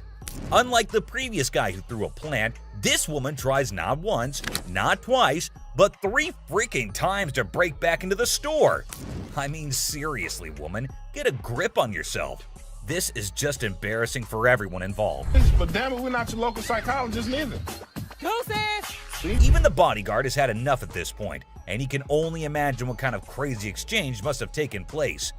Man, oh man, what a wild scene that must have been. This next guy is the most polite guy you'll see, but things take an interesting turn. I'm trying to help you solve your issue. Well, folks, let me tell you about this wild encounter that went down. starting with a seemingly innocent greeting. Hey, how are you? I'm good. How are you? Well, actually, I'm not doing so good. Little did anyone know trouble was brewing. You see, this poor customer was feeling down because his dear grandma had passed away. He needed to sell something urgently to scrape together enough cash to cover his rent. Now that's a tough spot to be in, right? Enter Ashley, a real gem of a person. She genuinely empathized with this guy and offered a helping hand. So the dude decides to sell his late grandma's ring, thinking it's made of real gold and worth a fortune. Ashley, being the responsible gal she is, takes a good look at the ring to verify its authenticity. And guess what? It's not the real deal, folks. It's as fake as a knockoff Rolex. 300. Okay. Do you have anything? Naturally, Ashley breaks the news to the guy and asks if he's got anything else to pawn instead. But this fella, he ain't buying it. He's convinced that Ashley's got it all wrong, and he wasted his precious time chatting with her. Well, hold your horses, buddy. Ashley calmly reassures him that his time wasn't wasted and suggested he could pawn his TV instead. But oh boy, this suggestion hit a nerve. He starts acting all weird and uncooperative, throwing a tantrum. TV. You can pawn your TV. What the I look like? Now, here's where things get intense. Ashley's just trying her darn best to help this guy out, but he's not having it. He demands his ring back and starts searching for someone else to deal with. I'm trying to do whatever I can to help him. This not making no sense. And when Ashley tries to explain that she's simply doing her job to lend a hand, it's like a switch flip inside this guy's head. He goes ballistic, questioning Ashley's every move and acting all erratic. It's honestly a bit scary, folks. Believe it or not, this fella has the audacity to tell Ashley to lower her voice, even though he's the one causing all the ruckus. Talk about pushing boundaries. He even has the nerve to put his hand on her face trying to belittle her. And get this, he's not even listening.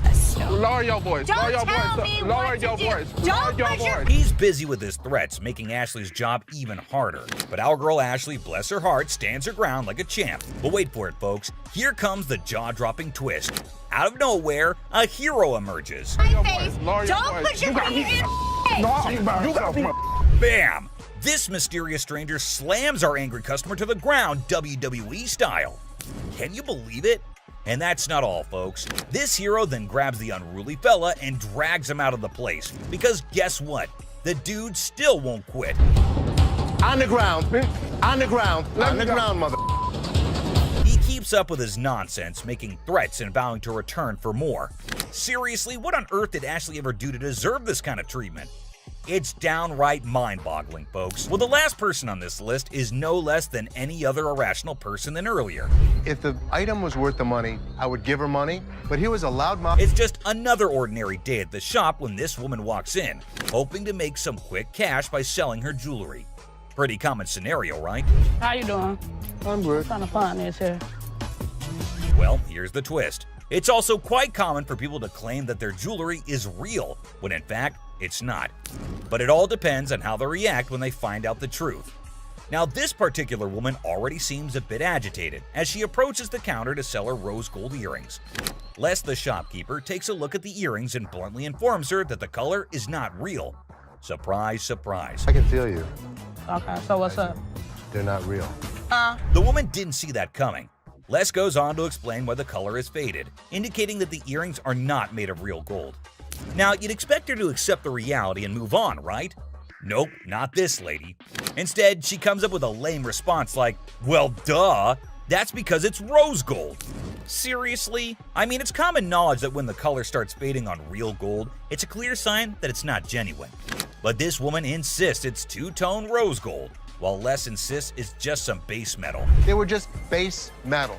It's not gold. Base metal is going to turn colors when you put chemicals on it. Come on, lady, listen to the expert here instead of getting all rude. The fact is, base metal changes colors, not real gold. It's pretty clear that this woman just wants some money and has the audacity to demand $200 for those earrings. And as if being rude wasn't enough, she starts hurling abuse at poor Les. That real rose gold earrings, man, I need $200 right now. What the is the... Talk about being confused and disrespected. I can't blame Les for not taking that kind of nonsense. So the bodyguard steps in to escort the woman out of the shop. But guess what? She keeps insisting that she wants her money and even asks the bodyguard to check the earrings again. Seriously, lady, drop it already. Here's the funny part, and you'll never guess what Les did next. Yeah. You want me to wrap these up? Yes, he did that. I mean, why bother with someone who refuses to listen, right? Eventually, the woman is escorted out by Les and the bodyguard. But she doesn't give up that easily. She actually tries to break into the shop not once, not twice, but 3 times. I can't help but feel secondhand embarrassment for her. It's like witnessing pure insanity. He's out. In conclusion, this woman's behavior was out of line. Instead of accepting the truth and moving on, she chose to be rude, abusive, and persistent. It's a good thing Les and the bodyguard stood their ground and didn't let her disrupt the shop.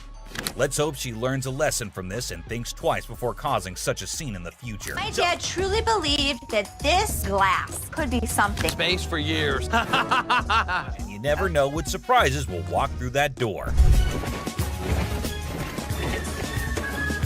Today we've got Seth bringing in something that's blowing everyone's mind, and boy is he in for a shock.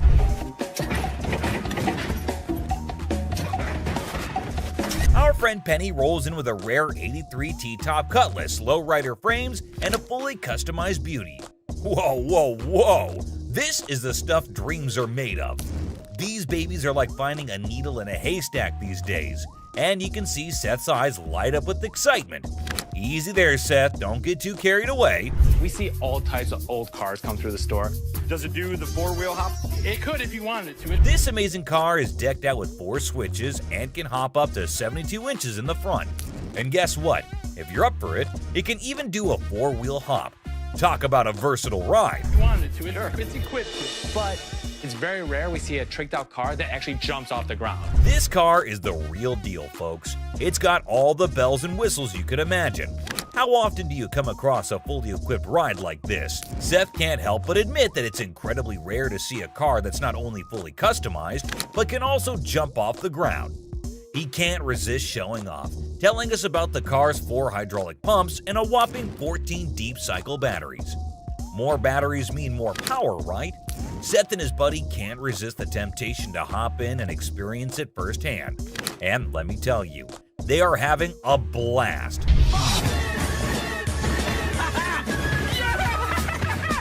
Now, Seth really wants this car, but he wants it at the right price. Penny, on the other hand, is hoping to fetch $12,000 for it. Will Seth bite the bullet and make the deal? Well, here's the twist. How about $4,000? Seth is only willing to dish out $4,000 for it. Whoa, talk about a huge drop. You can see the disappointment on Penny's face. He explains that he spent $4,000 just on the paint job alone. After some negotiation, Penny agrees to settle for $10,000. But Seth tries to push it further, offering $7,000. You know he wants it. It's very rare we see a tricked out car that actually jumps off the ground. Penny, being the wise guy he is, doesn't take the deal. In the end, they part ways on good terms. Well, folks, let's hope Penny finds another buyer who's willing to meet his price for this fully customized car. It's always a thrill to see unique items like this in the pawn shop, and who knows what will come through those doors next. Stay tuned for more pawn shop adventures, but here comes another gem-filled day at Les's Pawn Shop. Who knows what other surprises await us in the future? Stay tuned, folks, because the adventure at Les's Pawn Shop is far from over. Hold on to your seats because this next guy is about to unleash some of the rarest goodies on the market. 5, 6. Brace yourselves, space geeks, because this is gonna blow your mind. So this guy rolls up with a bunch of crates, and let me tell you, the anticipation is real. Got a couple things. I have some Star Trek things, and I also have things from NASA. He's got some seriously cool stuff from the Star Trek universe, and even NASA. I mean, come on, that's pretty awesome. It's clear that this dude is a space enthusiast through and through, and his collection is off the charts. Honestly, it's a total flex. Like seriously, you gotta take a look at this thing. This is all the kind of stuff that you're into. Now, here's the kicker. Ashley confesses that she and her brother aren't exactly die-hard Star Trek fans. But guess what? Every time they get anything Star Trek related in their shop, it flies off the shelves. I'm not a Trekkie girl. My brother's not a Trekkie guy. But when we get Star Trek stuff in here, it flies off. Talk about a lucky break, huh? This guy managed to gather all these valuable items from various Star Trek conventions across the country, thanks to his gig as a truck driver. Talk about dedication to the cause. But wait, it gets even better. He pulls out this kit from Paramount Studios, which is a seriously impressive piece in his collection. To give to radio station to run ads for the show. It's an authentic set that was sent to a TV executive when Deep Space Nine first hit the screens. Now that's some next level stuff right there. You can't help but appreciate the sheer coolness of it all. Here's the catch though. All this awesomeness comes at a price, and Seth, our shop owner, is taken aback by the asking price. This was $1,000? Yes. Wow. $1,000? Yes. Why? Why is that so Because much? it's custom built and it all lights up and works. The guy wants a whopping $1,200 for everything, unless ever the savvy negotiator tries to bring it down to $700. It seems like a stalemate, but fear not, because Ashley steps in with her clever thinking. After some intense back and forth, Ashley manages to strike a deal. $7,800. She works her magic and secures all these incredible items for just $800. Can you believe it? Talk about a happy ending. Everyone walks away satisfied. The customer gets a fair price, and our shop owners have some killer new additions to their inventory. Who knew that a truck driver with a passion for Star Trek could bring so much excitement to our little shop?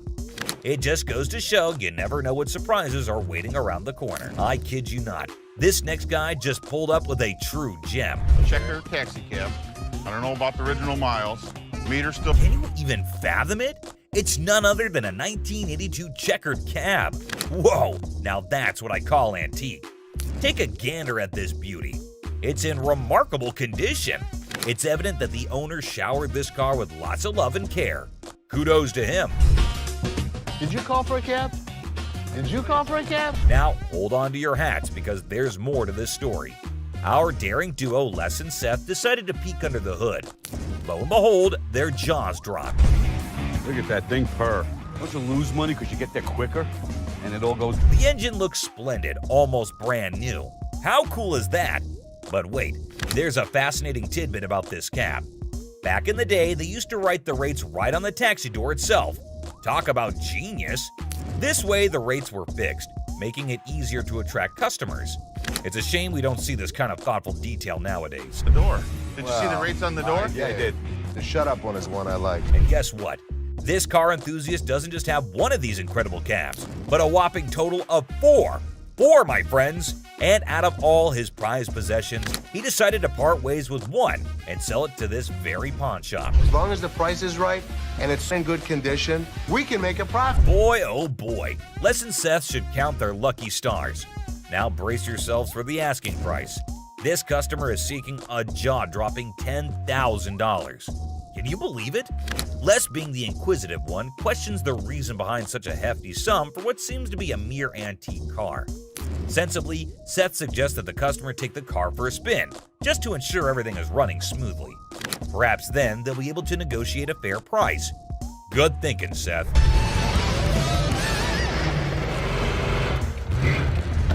Les, ever the insightful one, recognizes that this is not just any ordinary car. It's a masterpiece, a truly unique item. Plus, considering its excellent condition, they can actually turn a profit from it. However, much to their disappointment, the customer refuses to budge below $8,500. Sadly, no deal can be made today. Nonetheless, Les wishes him luck, and we join him in hoping that the right buyer comes along for this exceptional ride. Fingers crossed, and walked away from the deal. But wait, there's more. You think Les will let him walk away like this? Les has something up his sleeve, and he does this. Well, after mulling it over, the customer finally caved in and agreed to Les's offer. That's the kind of influence Les has, folks. Somehow, people just can't resist his charm. Now, with everyone on the same page, they can all happily move forward. It's smooth sailing from here on out. Get the out of here. Yeah, I know you like. Gonna get your hands off. Really? You got me. No, she ain't by herself, man. She ain't by herself, my man. No, I call me. I'm sure you're curious about what happened, so let's not waste any time and jump right into it. So this customer walks into the pawn shop looking visibly upset. As usual, Ashley greets him and asks how he's doing. Turns out he's not doing well at all. Here's the reason why. I'm not doing so good. No? My grandma just passed. I'm sorry. I was like, It's really sad to hear about it. Now, he brings along a ring that belonged to his grandmother. He wants to pawn this ring because he plans to retrieve it once he earns enough money. How sweet, right? However, it turns out that the ring is fake, which surprises the customer. Now, this got me thinking, is he pretending or is he genuinely serious? It's hard to trust people these days, you know? But Ashley comes up with a solution to help him out by pawning his television. Can you guess what his response was? what the I look like pawning my TV? He starts getting rude with Ashley, which escalates into a heated argument. Then he demands his ring back, and not only that, he insists on being helped by another employee because he's annoyed with Ashley. And guess what happens next? Put your finger in my face. Don't put your finger in. Yep, that's how he ended up there. Crazy, isn't it? This customer's behavior became even more disrespectful. Just to prove that Ashley was completely wrong and useless. That's when, as you saw, the big guy steps in and knocks him down. But he continues to yell and curse at her. Eventually, Byron forcefully removes him from the shop. You got me up. No, let's go. Let me go. Let me go, man. Just when he thought everything had settled down, the customer goes ahead and threatens Ashley, saying he'll come back to get her. Oh dear, that's the biggest mistake he made since entering the shop. We all know what happens when someone messes with Ashley, right? Well, brace yourself and see it for yourself. On the ground. On the ground. On the ground. Dang, the customer was literally scared for his life. Next up, it was just another normal day at this famous pawn shop called American Jewelry and Loan, located right in the heart of Detroit, USA. He comes in with his Xbox and immediately tells Les that he needs to get as much money as he possibly can for it. He knew that they probably get a lot of Xboxes anyway, so that does not set him apart from the rest of the regular customers. He reveals that he needs as much cash as possible, and it is all for his girlfriend. I bet nobody saw that coming. This dude walks in and starts spilling some seriously bizarre beans. Now, Les wasn't sure if this guy was pulling his leg or being dead serious. It was a small amount. And Les was clearly not here for his unreasonable demands. Take a look at his reaction. Shop. $300, dog. You don't have to raise your voice at me. You. The customer then starts cussing. Well, at least they wished him a good day. Moving on to the next. You talking to? Alright, folks, let me set the scene for you. We got Sharonda and her son Deontay strolling into the pawn shop on a mission to get some bling bling for a special occasion. You see, it's Sharonda's birthday, and she's all about treating herself to some classic, fabulous jewelry. But hold up, here comes Deontay acting like he couldn't care less, the helpful employee trying to assist Sharonda in finding that perfect piece. And finally, down to the #1 worst customer. And someone finally put him in place. Whew! And verbally abusing Ashley. Who's over you, ma'am? Me. It's somebody that's over. You're going to give me $500. No, not talking to For $500 to bail her man. That's a red flag right there, ma'am. Anyways, when Ashley asked her how she estimated $500 to be the value, she was fumbling and gave a very lame reason. Because this is a new gig. You threaten me? You're out. You're not. For the last time, good lord, someone please ask her to zip it. And I swear, my poor ears were begging for mercy. But you know what? Kudos to Ashley for taking charge and showing her the exit door. She didn't let anyone rain on her parade and swiftly dealt with the situation like a boss. The store probably let out a collective sigh of relief when she was gone. Dude, just picture the chaos that would... No way, dude. You can practically feel the heat radiating from her furious emotions just waiting to erupt. My back. If this dude's got any sense left in him, he better step up and start doing some major damage control. There's a replacement phone. Simple as that. But hold up a sec. Did he bother to bring the receipt? That's the million-dollar question right there. Because you know, without that little piece of paper, it's gonna be a bit tricky to sort things out. I mean, come on, it's like buying a ticket to a concert and then trying to get in without showing it. No can do, my dude. Receipts are like the golden ticket when it comes to returns and replacements. They're proof that you actually bought the item legit and can claim your rights if something goes wrong. Now, assuming he actually did bring the receipt, then it shouldn't be a major issue to get him sorted out. The store can check the purchase details, verify the warranty, and see what can be done about that faulty camera situation. It's all about following the proper procedure and making sure everything is legit. I ain't got it with me, I ain't bring it. So you're telling me you knew you had to get the phone exchanged and forgot the receipt? But Rich says they don't even sell iPhones for $200. So obviously my man over here is a scammer. Rich was very clear that he could look into it, but he needs the receipt. And he kept denying. Yet Rich asked him who showed him the phone so that he could double check. He randomly calls up one guy, and obviously the guy denies, saying they had iPhones on sale 2 to 3 weeks back, and the customer claims that he got it 2 to 3 days back. But obviously the man didn't like the fact that he is getting caught, and you wouldn't believe what he said to Rich. Mohawk, shut the hell up. My Mohawk doesn't talk. It clearly does. Clearly it Along doesn't. with that goatee, Now too. the goatee does. Like seriously, this dude went way overboard.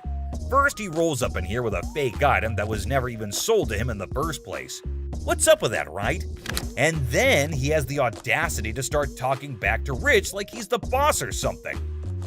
Come on, man. Rich ain't just gonna sit there and let this guy run his mouth without firing back. It's all about standing up for yourself and not taking any BS from anyone. Rich had every right to clap back and put this dude in his place. I mean, it's crazy how some people think they can just waltz in and cause a scene without any consequences.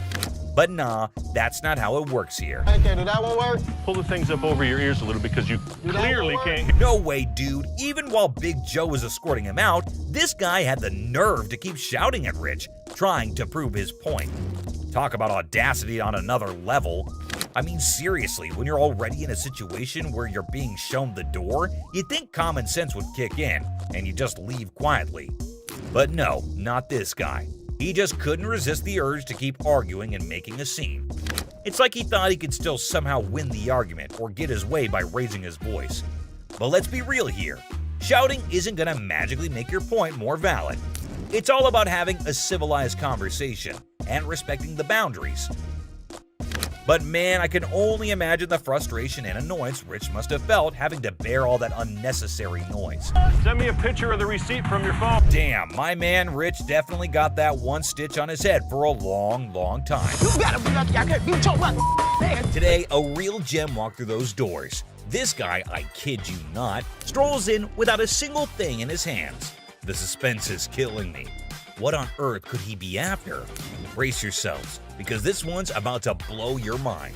So a guy comes in asking to tattoo their logo and get paid for it?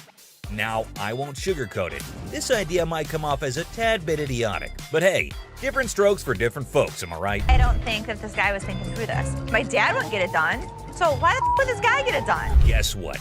Ashley ain't exactly blown away by this whole thing and finds it pretty dumb if you ask me. Just when you start thinking he's all about giving props to the shop, it turns out he couldn't care less. You got any tattoos underneath? Holy moly. This dude means serious business, I tell you.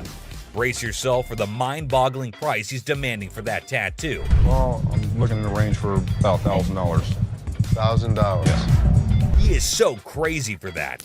Now we're in a bit of a pickle trying to figure out who the real idiot is, him or Les. I mean, this guy is practically selling himself here. Come on, Les, get your act together, buddy. He's gonna have a new tattoo. Wait, you wear a shirt, so you'd be covering it up. No, I wouldn't be covering up. I'd walk around. But here's the moment of truth. Did they strike a deal? Drum roll. Nope, not a chance. This dude wasn't willing to budge below $500 for the tattoo, which kind of makes sense, I guess. But Les wasn't about to cough up more than $250. $250. Do it. So hey, at least you didn't end up with that dumb tattoo, am I right? Now get ready for this next woman, cause it's about to get interesting. So this lady is trying to make some money by selling these coats to cover her bills. But honestly, the coats didn't look too great, and neither did her chewing. 415. Is that what you said? Well, I said it 400 apiece. But Ashley was totally caught off guard by that. And seriously, the price is insane, don't you think? Now she's stepping in, offering some real prices. Let's see how the other person reacts to it. $40. No doubt that's absolutely hilarious. Now they're trying to haggle, but it's honestly gross and distracting when she chews like that. I mean, check out that silly behavior. How's that go? So the bodyguard is clearly here to kick her out, and you won't believe what she pulled off. That was just plain weird. But the next one is even weirder, believe me. And speaking of flirting, this next customer is on a whole new level. She's got a necklace in her possession, so she's not showing up empty-handed. But here's the twist. She's actually here for Ashley, or something else. Could it be her sneaky way of striking a deal with the pawn shop? She's got a good personality, and she's so sweet. Oh, snap. That's the thing, guys. A lot of people pull off scams like this. And let me tell you, the way this woman starts behaving with Ashley is just downright bizarre and idiotic. But hey, let's not waste any more time on the theatrics and get down to business, shall we? Look that up? Yeah, I got even price.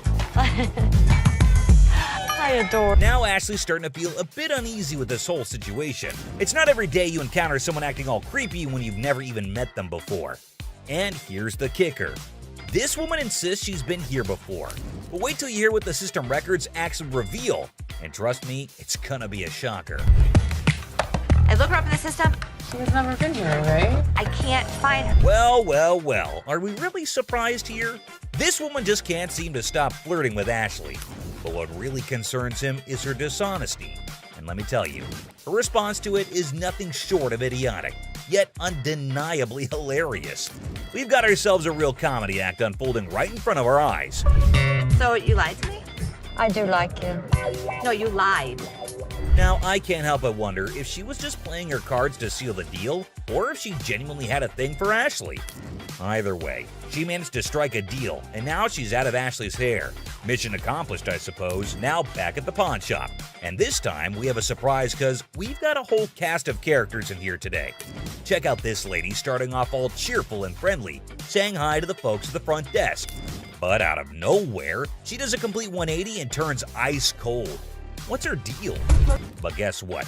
The computer ain't lying, my friends. The receptionist straight up told her that her precious ring is nowhere to be found. And you know what? It's on her. If she really cared about that ring, she should have shown up way sooner to claim it, but she didn't, so tough luck, I guess. She should have just remembered where she left her stuff, but no. Instead, she's going off like some chatty old grandma, non-stop yapping about it. Oh boy, we've got a real character on our hands here. This lady just won't accept any responsibility, I tell ya. Hey lady, newsflash. It's your job to remember, not his. This is where she's really taking the cake and acting like a complete idiot. And get this, she starts pointing fingers at poor Les, blaming him for this whole mix-up. I gotta say, it's giving me secondhand embarrassment. Just look at the unending drama. Sorry that your grandma's ring exceeded its time limit. You made the mistake and did. But what we've got next will blow your mind. So it's just another day dealing with annoyed customers. This lady was supposedly waiting for 2 hours, or so she said. But man, isn't she a little too aggressive? Oh, you don't ignore me. Can I get some help? Now Ashley jumps in to handle the situation, but this lady won't even let Ashley speak for a single minute. Such a big mouth. You need some better help up in here. I've been standing here going on almost 2 hours. This lady just won't quit shouting, and to be honest, Ashley is so done with it. But you won't believe what this customer does next. It's seriously shocking. Because he told me. Excuse me. Seriously, what kind of lady does that? I get that she's mad, but why resort to getting physical when the manager is talking calmly too? Well, Les totally turned her down because it's just not worth that much. And this lady couldn't handle it, I suppose. You won't believe what she does next. Seriously shocking stuff. This customer walks in claiming she's here to get back the stuff she pawned off. But guess what? Buy. Not pawn. They were buy. Turns out she didn't pawn anything. She straight up sold it off. Man, this lady is clueless. She doesn't have her ticket and she expects someone to help her out? Seth tries to intervene, but it's pointless because this woman just can't grasp the fact that without the ticket, there's nothing anyone can do. If you bring me the ticket, I'd be more than happy to take care of it for you. I need my... Show me the ticket. I don't have my ticket. Now she's all paranoid, thinking people are trying to deceive her, and she's planning to take matters into her own hands. Uh-oh, that can't end well. At this point, it's best to just walk away, lady. Phone call. A little phone call? Be up here to handle y'all mother. Who you having? This lady is refusing to leave until her brother shows up to give the pawn shop owners a beating. How messed up is that? Seriously, this woman needs to just shut up. Better be ready. For what? Because my brother's gonna ready come up here and to hand do me what? your See, I'm up, made me mess with the man. Bro, what is you doing, man? Y'all, man. If you steal something, you're a thief. I mean, look up in the dictionary, that's what it means. Bad parenting. The pawn shop door swings open, and a furious mother charges in like a bull in a china shop, demanding to know if her daughter sold her precious ring here. How you gonna sit here and tell me? You told me you brought it here, right? Yes. It best be here. I don't have it. Now what we gonna do? There's nothing what I can do. What the hell we gonna do? Because I need my Nothing I can do. Don't I have to have my her mother. ID I want my ring. Not a good impression anyway. To defuse the chaos, Ashley stepped up. Let's see if it helped or not. You took your grandma's ring. Yes. And you pawned it. When? The day before yesterday. Okay, so where's your ticket? I don't have it. So let me ask you a question as a mother. Did you press charges against your daughter for being a thief? I'm not pressing no charges against my daughter. Then you can't get it back. No. Get a grip on yourself, Mommy. The woman just won't listen to anyone. Man, where do such people come from?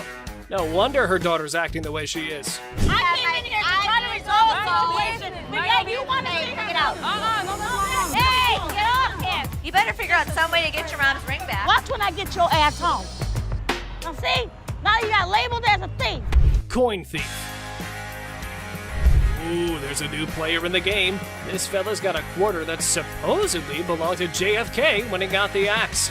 And guess who he's trying to sell it to? Les, of all people. This should be interesting. Hey, the second person to touch it, man. You see this, man? Who was the first? JFK, man. JFK. Hell yeah, I'm trying to get 30,000 for it, man. Really? Our friend here needs to know that he's trying to close a deal with the boss. Yup, the big cheese himself. You know what that means? He better have some answers ready. I don't think this guy even knows who the president is today. What year did they put Lincoln on the quarter? 67. Who's on a penny? Bill Clinton, whatever his damn name is.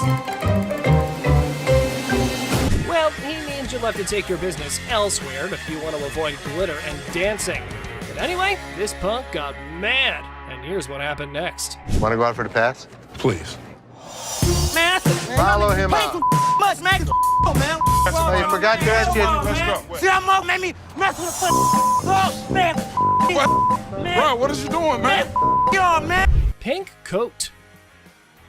The woman swaggers into the pawn shop, yelling that the pink coat is hers. Guess who she encounters for the argument? That's right, it's Les. Well, oh no, she's done it now. What could happen to her after upsetting the big dog? Let's find out. What would you do if a man strolls into your shop with a massive bag? Obviously, you can't wait to find out what's in there. This is what this sneaky guy did. Man, this is my bag. Okay. What's in it?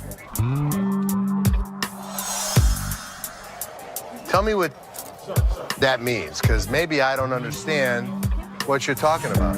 Looks like the man had a top secret mission with this bag. He didn't let anyone unzip it. In my opinion, he's a freak. See for yourself how the whole scenario went down. You can't bring in a big bag into a business and not expect to have it searched. Oh my God. My man, oh my God. What the hell? Wow, that was unexpected. I can't believe what just happened. I might need a moment to process this.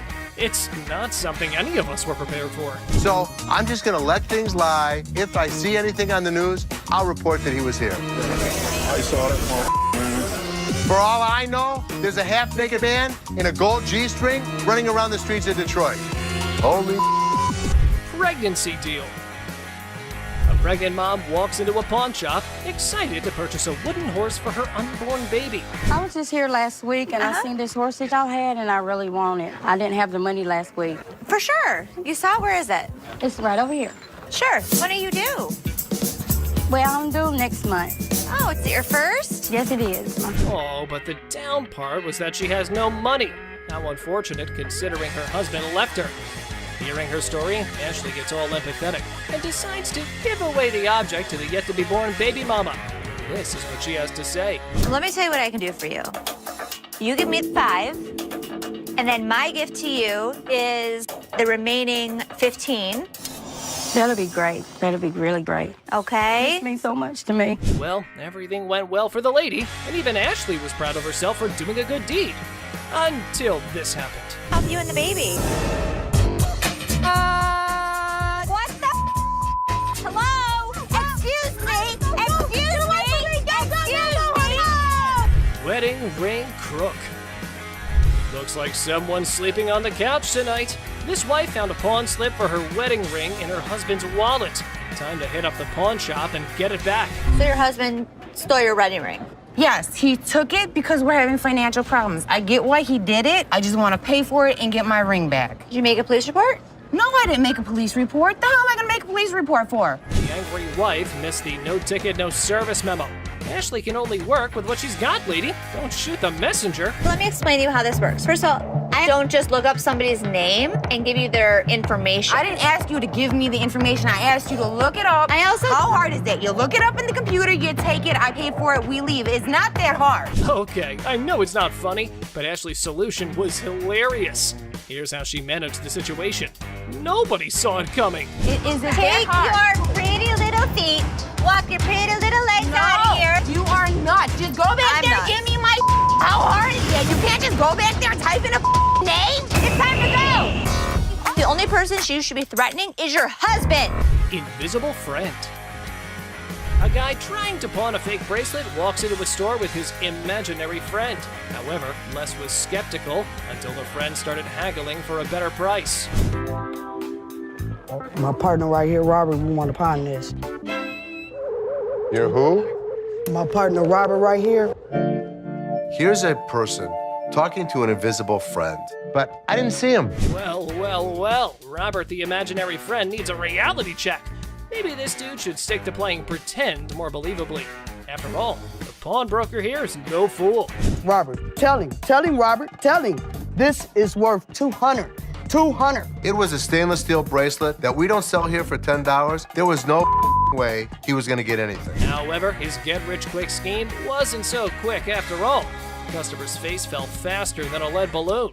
This is how we reacted to the situation. And he talking about he can't give me nothing for this. What the is that? No, come on, let's go to the outside. I gotta look at it a little more better. All right. I ain't leaving. I'm not leaving, man, until I get some money. I'm not leaving, man. That man, let me go. Stolen telly. This lady's ex-boyfriend pawns her TV for some quick cash. With determination, she enters the pawn shop and confidently declares, "I'm here to rescue my kidnapped TV." I need to get my stuff, my 2 TVs. I need your ID or the tickets. I don't have no ticket or no ID. My stuff was stolen and pawned from my boyfriend. We need him or the tickets. What you need him for? He ain't even nowhere around. Ah, the policy police strike again. No ticket, no claims allowed. And in a spectacular display of logic defiance, here's how she responded to the situation. Listen, don't land on my window. You bitch! What? If I'm gonna have to get ratchet? You don't pound on my window. Yes, I can. No, you can't. Oh boy, it seems like someone stirred the hornet's nest. But fear not, Ashley swiftly shut down those threats like a master conductor. Lesson learned, universe. Okay. Oh, please. Bye. See ya. No. You're crazy. Yeah, I am crazy, and I'll show you crazy. No password. Oh boy, trying to pawn that laptop at the store but conveniently forgetting your password? Suspicious much? Brace yourself for some dose of skeptical boss lady. You forgot the password. Yeah. How do you forget when's the last time you used this? About a month ago. You forgot your password? Yeah. Try again. She didn't know how to get into this computer. She didn't know the password. She didn't know the username. Oh, so you didn't just find this laptop aimlessly wandering around in the wilderness and thought, hey, I should take this. I'm sure the lady was adamant that it's my laptop. How much did you want to get on this today? At least 165. How's 125 for you? No, I'm sorry, I can't do that. I need at least 165. I mean, I can't do 125. All right, I can do 150, and that's what I can do. Okay, can you do 165 or not? Blink of an eye, the laptop lady became wild and crazy.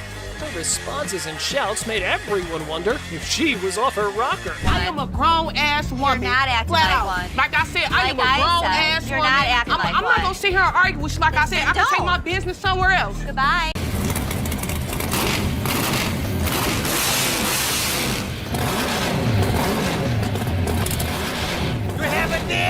Well, online, these things go for $3,050 recognizable comic book heroes.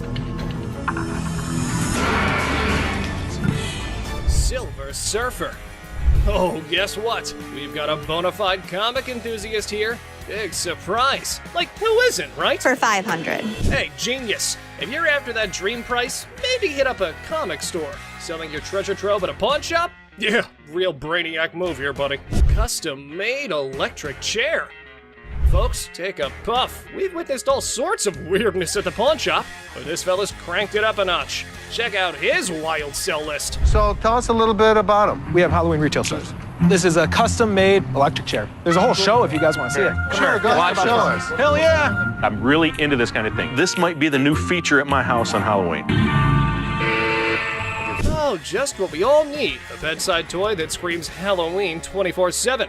No biggie, except it's art, not like living in a slasher fic or anything. So we're looking to get about $8,000. Brand new, they're just above $9,000. And that makes a lot of sense. Right. Buy a used one that's 6 years old. Well, the cool thing about this one is that they don't make them like this anymore. You're There's right, two they made- don't. The new ones are digital. Well, guys, Mr. Ambitious over here is dead set on this mystery item.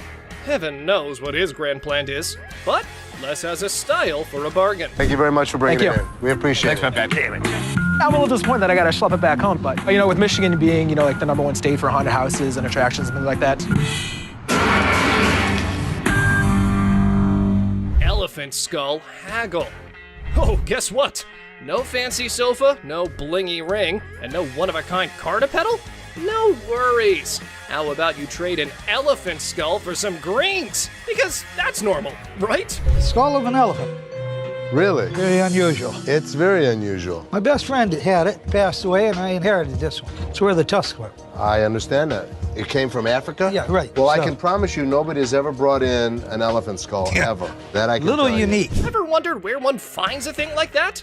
Well, surprise, surprise, there's a thriving market for massive elephant skulls. Yeah, you heard it right. Skull heads. 1,000. That's as low as I'm gonna go. Let me talk to my elephant expert. Africans are buying now for $2,300 and the Asians are $1,900. The good part was, it's worth the money. There is a demand for elephant skulls, but I'll be damned if I'm giving it away. Okay, peeps. When Les locks onto something, prepare for a solar eclipse, because he's not releasing his grip. Anyway, there's a plot twist in this pawn shop drama. I got $700 $100 bills waiting for me. $750. $700. And if you think it's worth $50 for you to schlep it home, It isn't. Schlep it. It isn't. Schlep it. I'll give it to you for $7. You got a deal. Thank you very much. Thank Come you. right Thank over you. here. We'll Thank take you. care All of right. it. All right. Yeah. Mark, thank you. Bone Rattler. Okay, people, the granddaddy of speed in the house. Ready to snatch up a drag racing car from the pawn shop? Who knew shuffleboard was just a warm-up? This guy is an expert. He knows all about drag racers. So does Jeff. Jeff is my jeweler, but he's much more knowledgeable with engines than I am. The guy that sold it to me said it cost him $85,000 to put it together. Probably clipping along at about 250 miles an hour. Fire this puppy up. I don't know how to start it. Gather around, youngsters. We got a drag racing sage here, boasting a mere 30 years under his belt.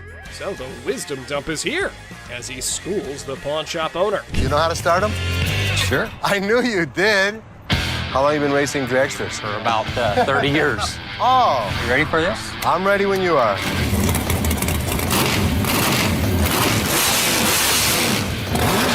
All right, Mr. Been There, Done That. Let's see if your drag racing tales can seal this deal or take a nosedive.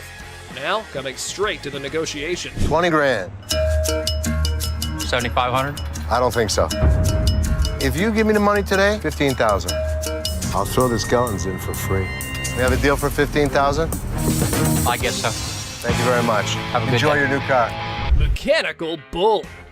Ah, the good old days of Wild West bull riding and rugged cowboys. Some dude missed the memo that it's not exactly the trendiest scene nowadays.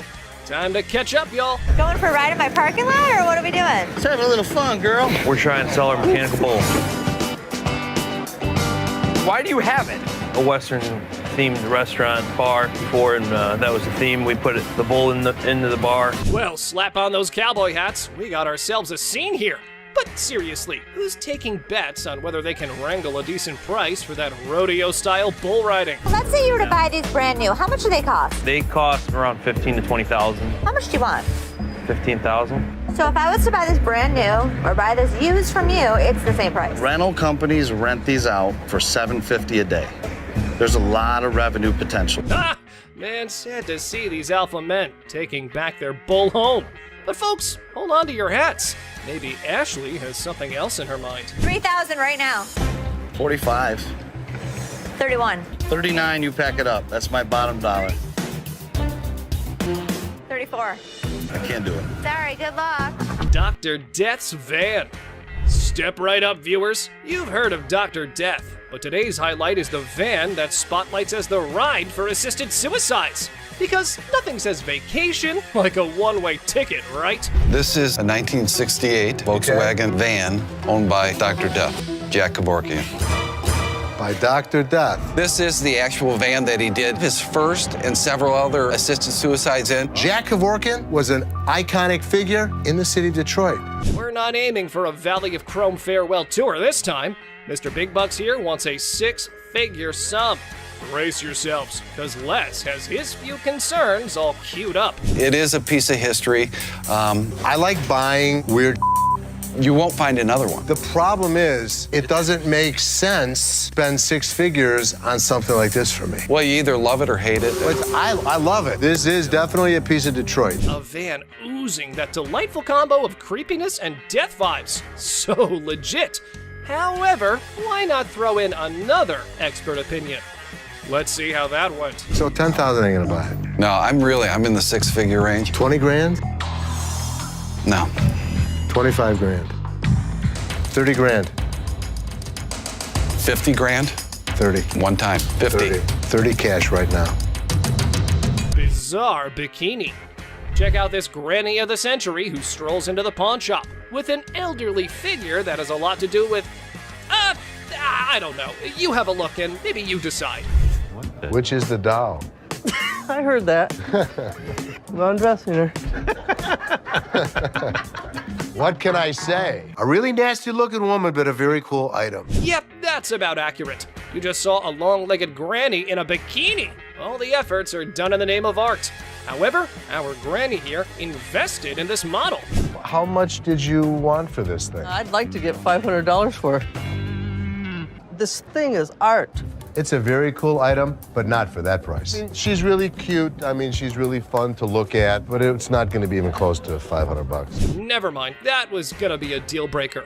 Unless Les had some more quotes to add to the art piece, this stirs things up for the selling mix. Here this woman was playing my game, and I was losing. 200. 190. I'll take it. Will he stop? Okay, schlep it home. You know, I heard my dad saying it wasn't worth the extra $10. Bull. She wants 200. Latex vacuum bed. Look who's spicing up the pawn shop scene. This dynamic duo's got a latex vacuum fetish bed up for grabs. You know, just your average afternoon errand.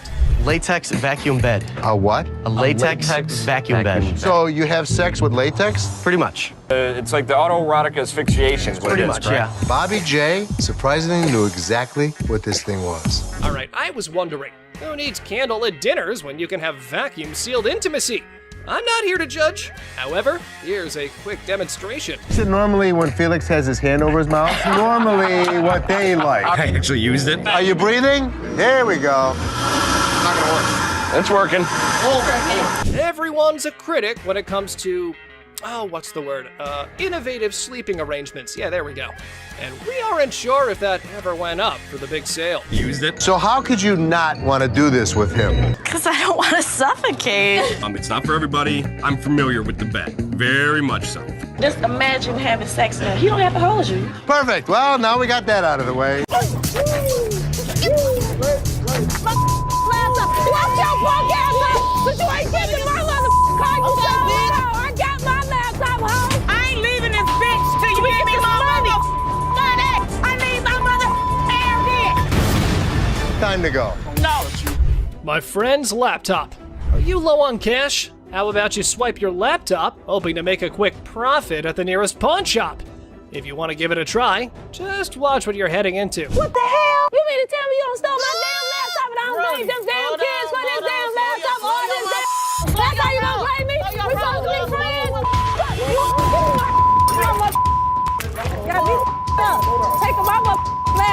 Ugh, that tension, right folks? However, our big boss Les was unable to fully comprehend the conflict. And he couldn't care less. These people were just up to making a fool of themselves. I think that these women were fighting over laptops.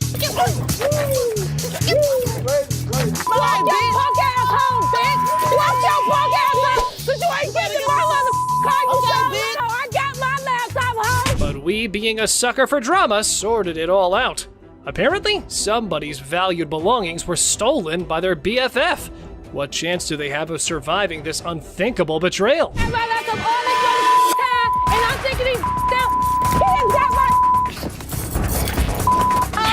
Okay. All right, that's enough. That's enough. All this time, my laptop was missing, but I got my laptop. That's all that matters. All right. Earring error. In the dazzling world of pawn shops, we find a woman aiming to part ways with her prized earrings. But only if things were that simple, then there wouldn't be a whole show made out of it. I'm here to pawn these earrings. Okay. Trying to get $350 for them. Why do you need the money? It's none of your business why I need the money. Pawn my mother jewelry. We all know that our big boss here has quite a keen eye for the merchandise he deals with. And warning, you better watch out if you try to sell him a knockoff. These are real. They are real earrings. They're just not real diamonds. They are. No, they're yes, not. they are real. How the you gonna tell me just by looking at my that they not real? They're not real. As things were getting hot, the woman kept getting non-negotiable. That definitely makes a reality TV treat. Keep it coming, girls. Ladies that act like ladies are treated like ladies. No, it don't work like I ain't leaving this bitch till you give me my money. I need my mother. Time to go. Stubborn guy. Our Mr. Clumsy here managed to turn his girlfriend's car all wrecked up. Now he's off to pawn his genius-level ideas to fix the car and his relationship. I need to pay my court fees. I got a DUI, crashed my car. Well, her car. I took her car with a couple friends. You just need to get as much as you can. It's not your damn business. I'm here for you. All full of himself, he went all gangsta mode on Seth, trying to get money for 2 of his rings. Did it work? Nope. However, things were about to get more annoying. What's the highest you'd go? $900. That's ridiculous. Tell him what it is. No, don't tell me what to do. Stop talking. Stand behind me. What's the problem?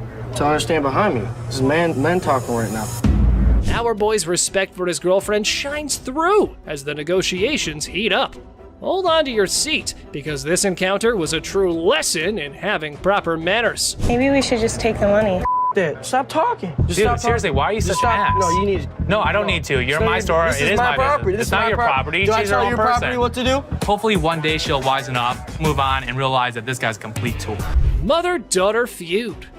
Well, ladies and gentlemen, hold on to your liquor bottles for a heartwarming episode of Mother-Daughter Treasure Hunters. They had gathered some priceless junk to fund their world tour. So what you got? I got some really expensive stuff. Show me. Some old liquor bottles, some old albums, stamp book. Didn't you think he worth something? No. You got a whole lot of nothing going on over there. But wait, Les examines their items and deadpans. Sorry, ladies, it's all junk, no worth. The things took a swift left from there, guys. Told you it wasn't worth nothing. You need to watch your trap because this worth everything to me. It don't matter. They don't want it. This is not junk, okay? So don't you comment on I told you. So you better not to come here. You better don't go there. You better don't. You better don't. It's like watching a comedy where emotions run high over little treasures. They both argue fiercely about sentimental items. Talk about teaching your kids some manners. I will kick your ass. I'm your mama. You better don't. How the heck you better don't. No, you get the off my I thought it was kind of funny watching the mother and daughter argue with each other. Okay. All right, that's enough. That's enough. Body slam. Our guy claims his grandma's ring is a lost treasure.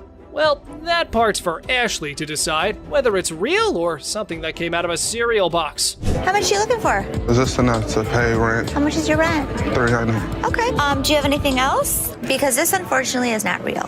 What you mean it's not real? It's not real gold. Basically, y'all sit up here and waste my time talking to you. You don't waste your time. Oh dear, Mr. Sad Story. You've really painted yourself into a corner now.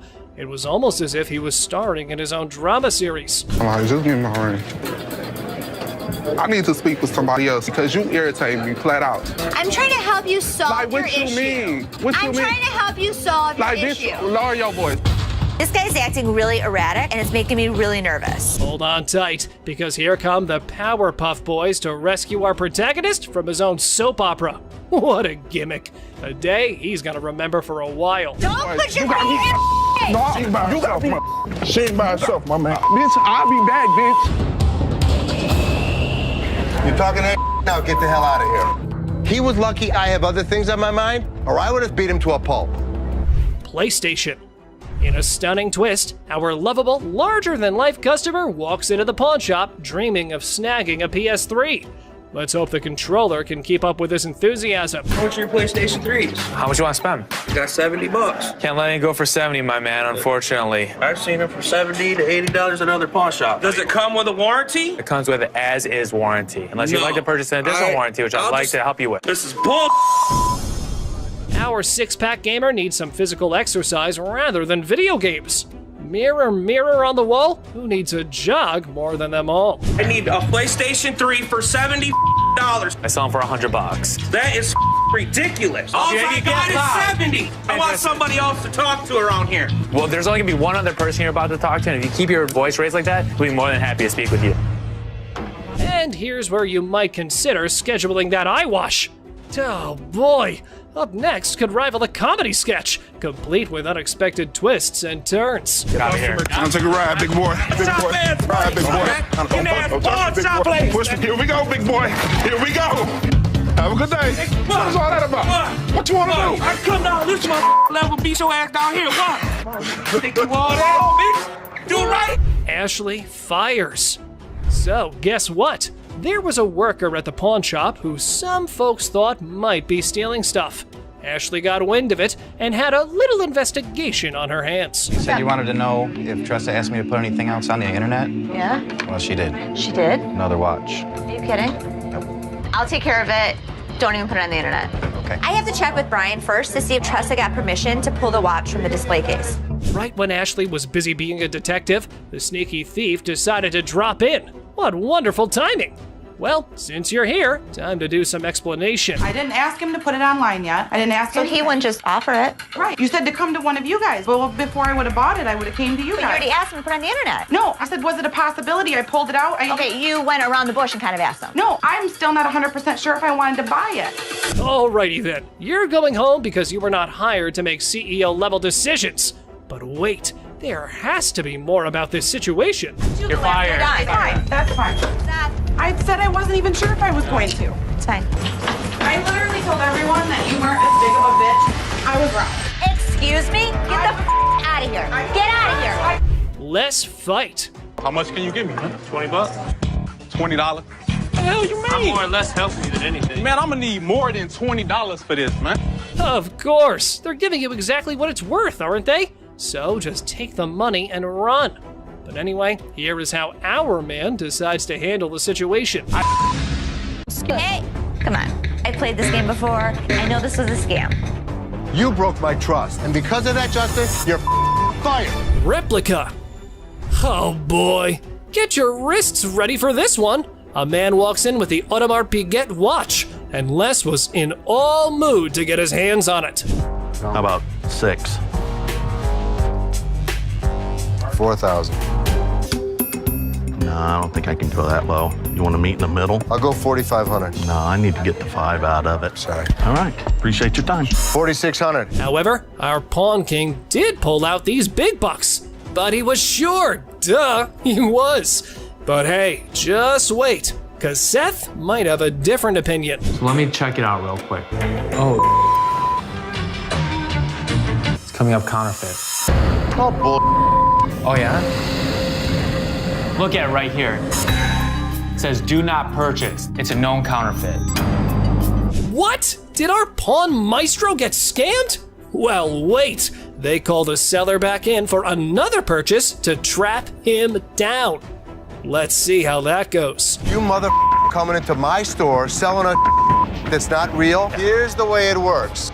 Either give me my money back or go to jail. I bought them, and now, I've got taken on them too. I believe you. I mean, I'd give you your money back. Unreal diamond. Regular day at a pawn shop. Antique necklace. A man strolls in claiming an antique necklace. Now he faces the daunting challenge of convincing the Pawn King Les that it's the real deal. Good luck, buddy. It's been passed down from generation to generation to generation. Now it's mine, and I'm trying to put you in the game with this crystal antique rosary. So how much can I get? Well, you can't get anything. It's not diamonds, it's not gold, it's just crystals. Well, I ain't no expert, but definitely, that necklace was nowhere near being called antique. Mr. Too Much Full of Himself was clearly up to no good. How much would you pawn this for? I won't take that in pawn because we only take precious metal. It should be precious to you. Why should it be precious to me? Because it's antique. Didn't you hear that part? No, I can't take it, I'm sorry. Well, I think you need to work something out with me, man.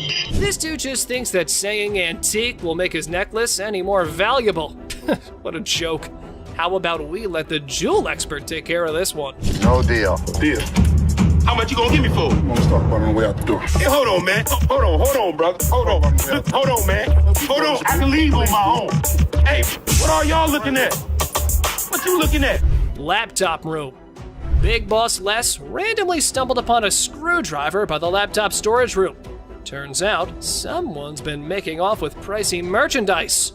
Oh boy, I don't like the sound of that. I go in the back and I see this screwdriver next to the laptop room. Explain that. I caught Justin just the other day breaking into the laptop room trying to get a laptop. You didn't fire his ass I that told him minute? next time I catch him doing it, I was gonna fire him.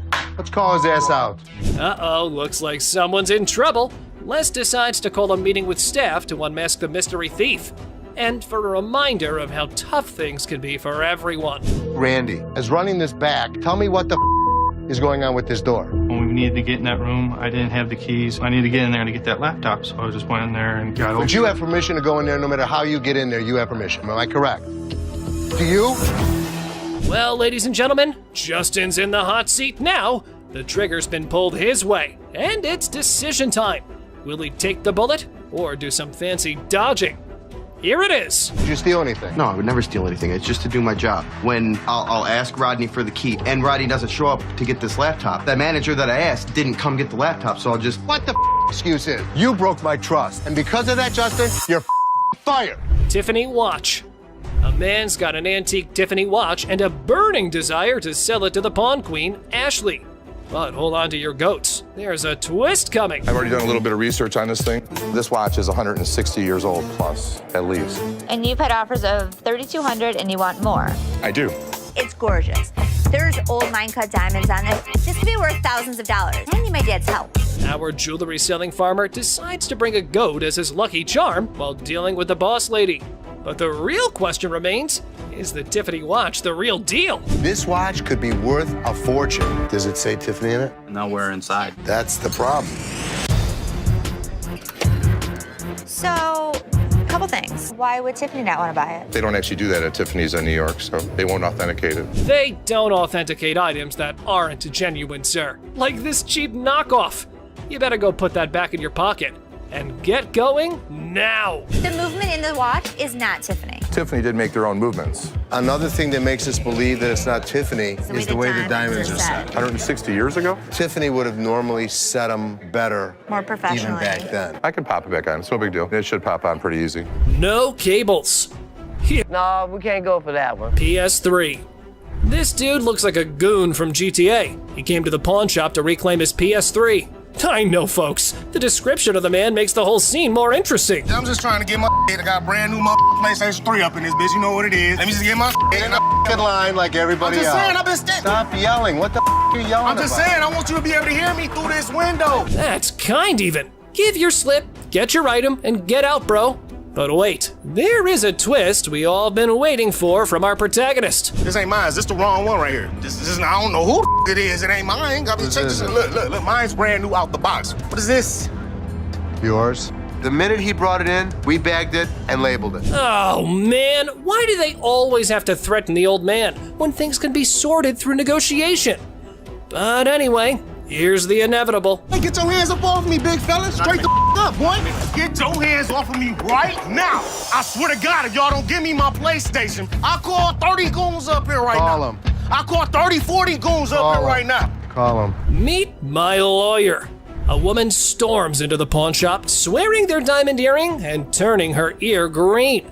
And guess who's with her? A lawyer, no less. I look at his earring that he says is turning his ear green, and it's a fake diamond with a fake metal. This is not the correct earring for the receipt. I got my lawyer with me. This is wrong. Oh dear, Miss Drama, it's not that simple. Your slip doesn't quite match the description, so getting that refund might be trickier than you thought. Would you like to meet my attorney? I want my money. My attorney will escort you out. You better not put his hand on me. Then you better turn around with your 2 legs and walk out yourself. I'm not walking nowhere. Want to bet?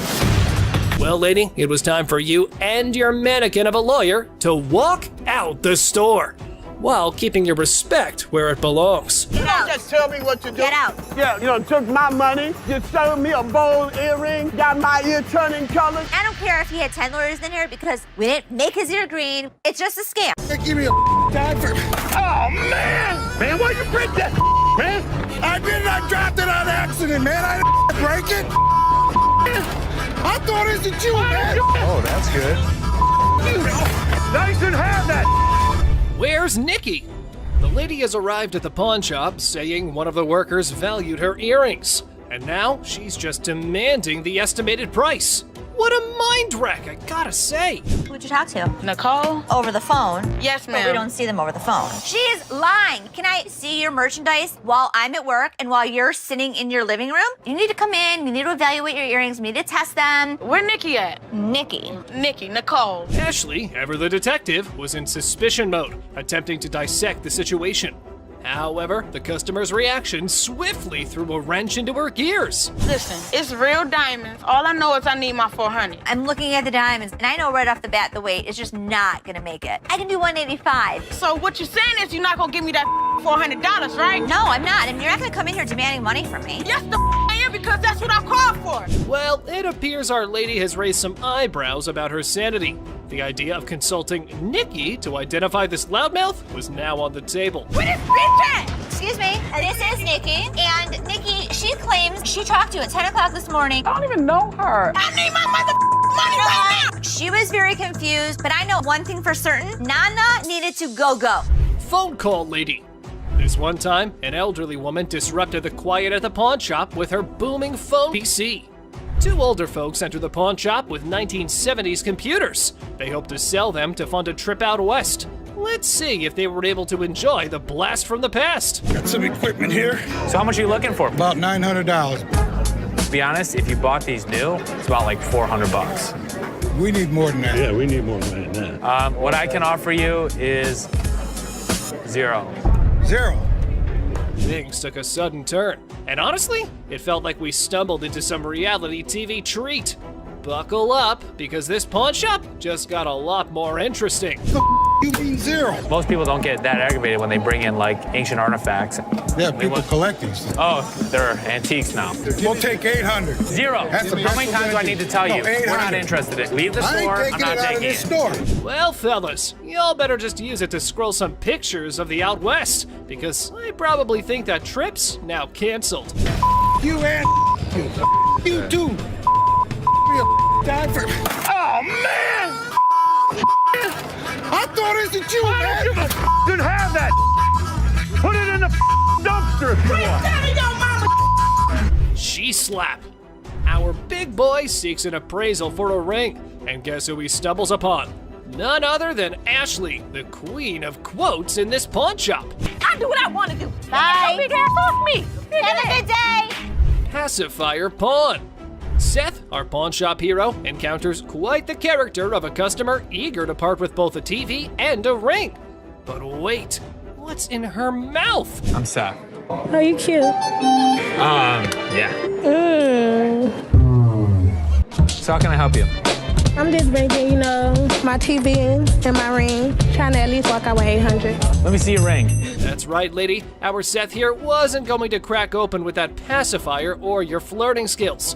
How about we cut to the chase and look at the valuables? Her ring was pretty nice. It has diamonds. It's 10 karat gold. Her TV was relatively nice. You just didn't answer my question. I said what you wanted. I know, I said I'm good. So, you need a loan or you want to sell it? Loan. Loan? How about $300? You want to taste my ring? No. Or lick it? What did she just say?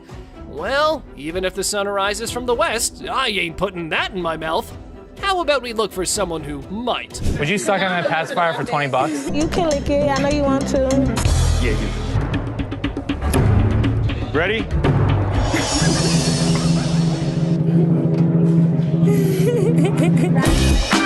Push fight.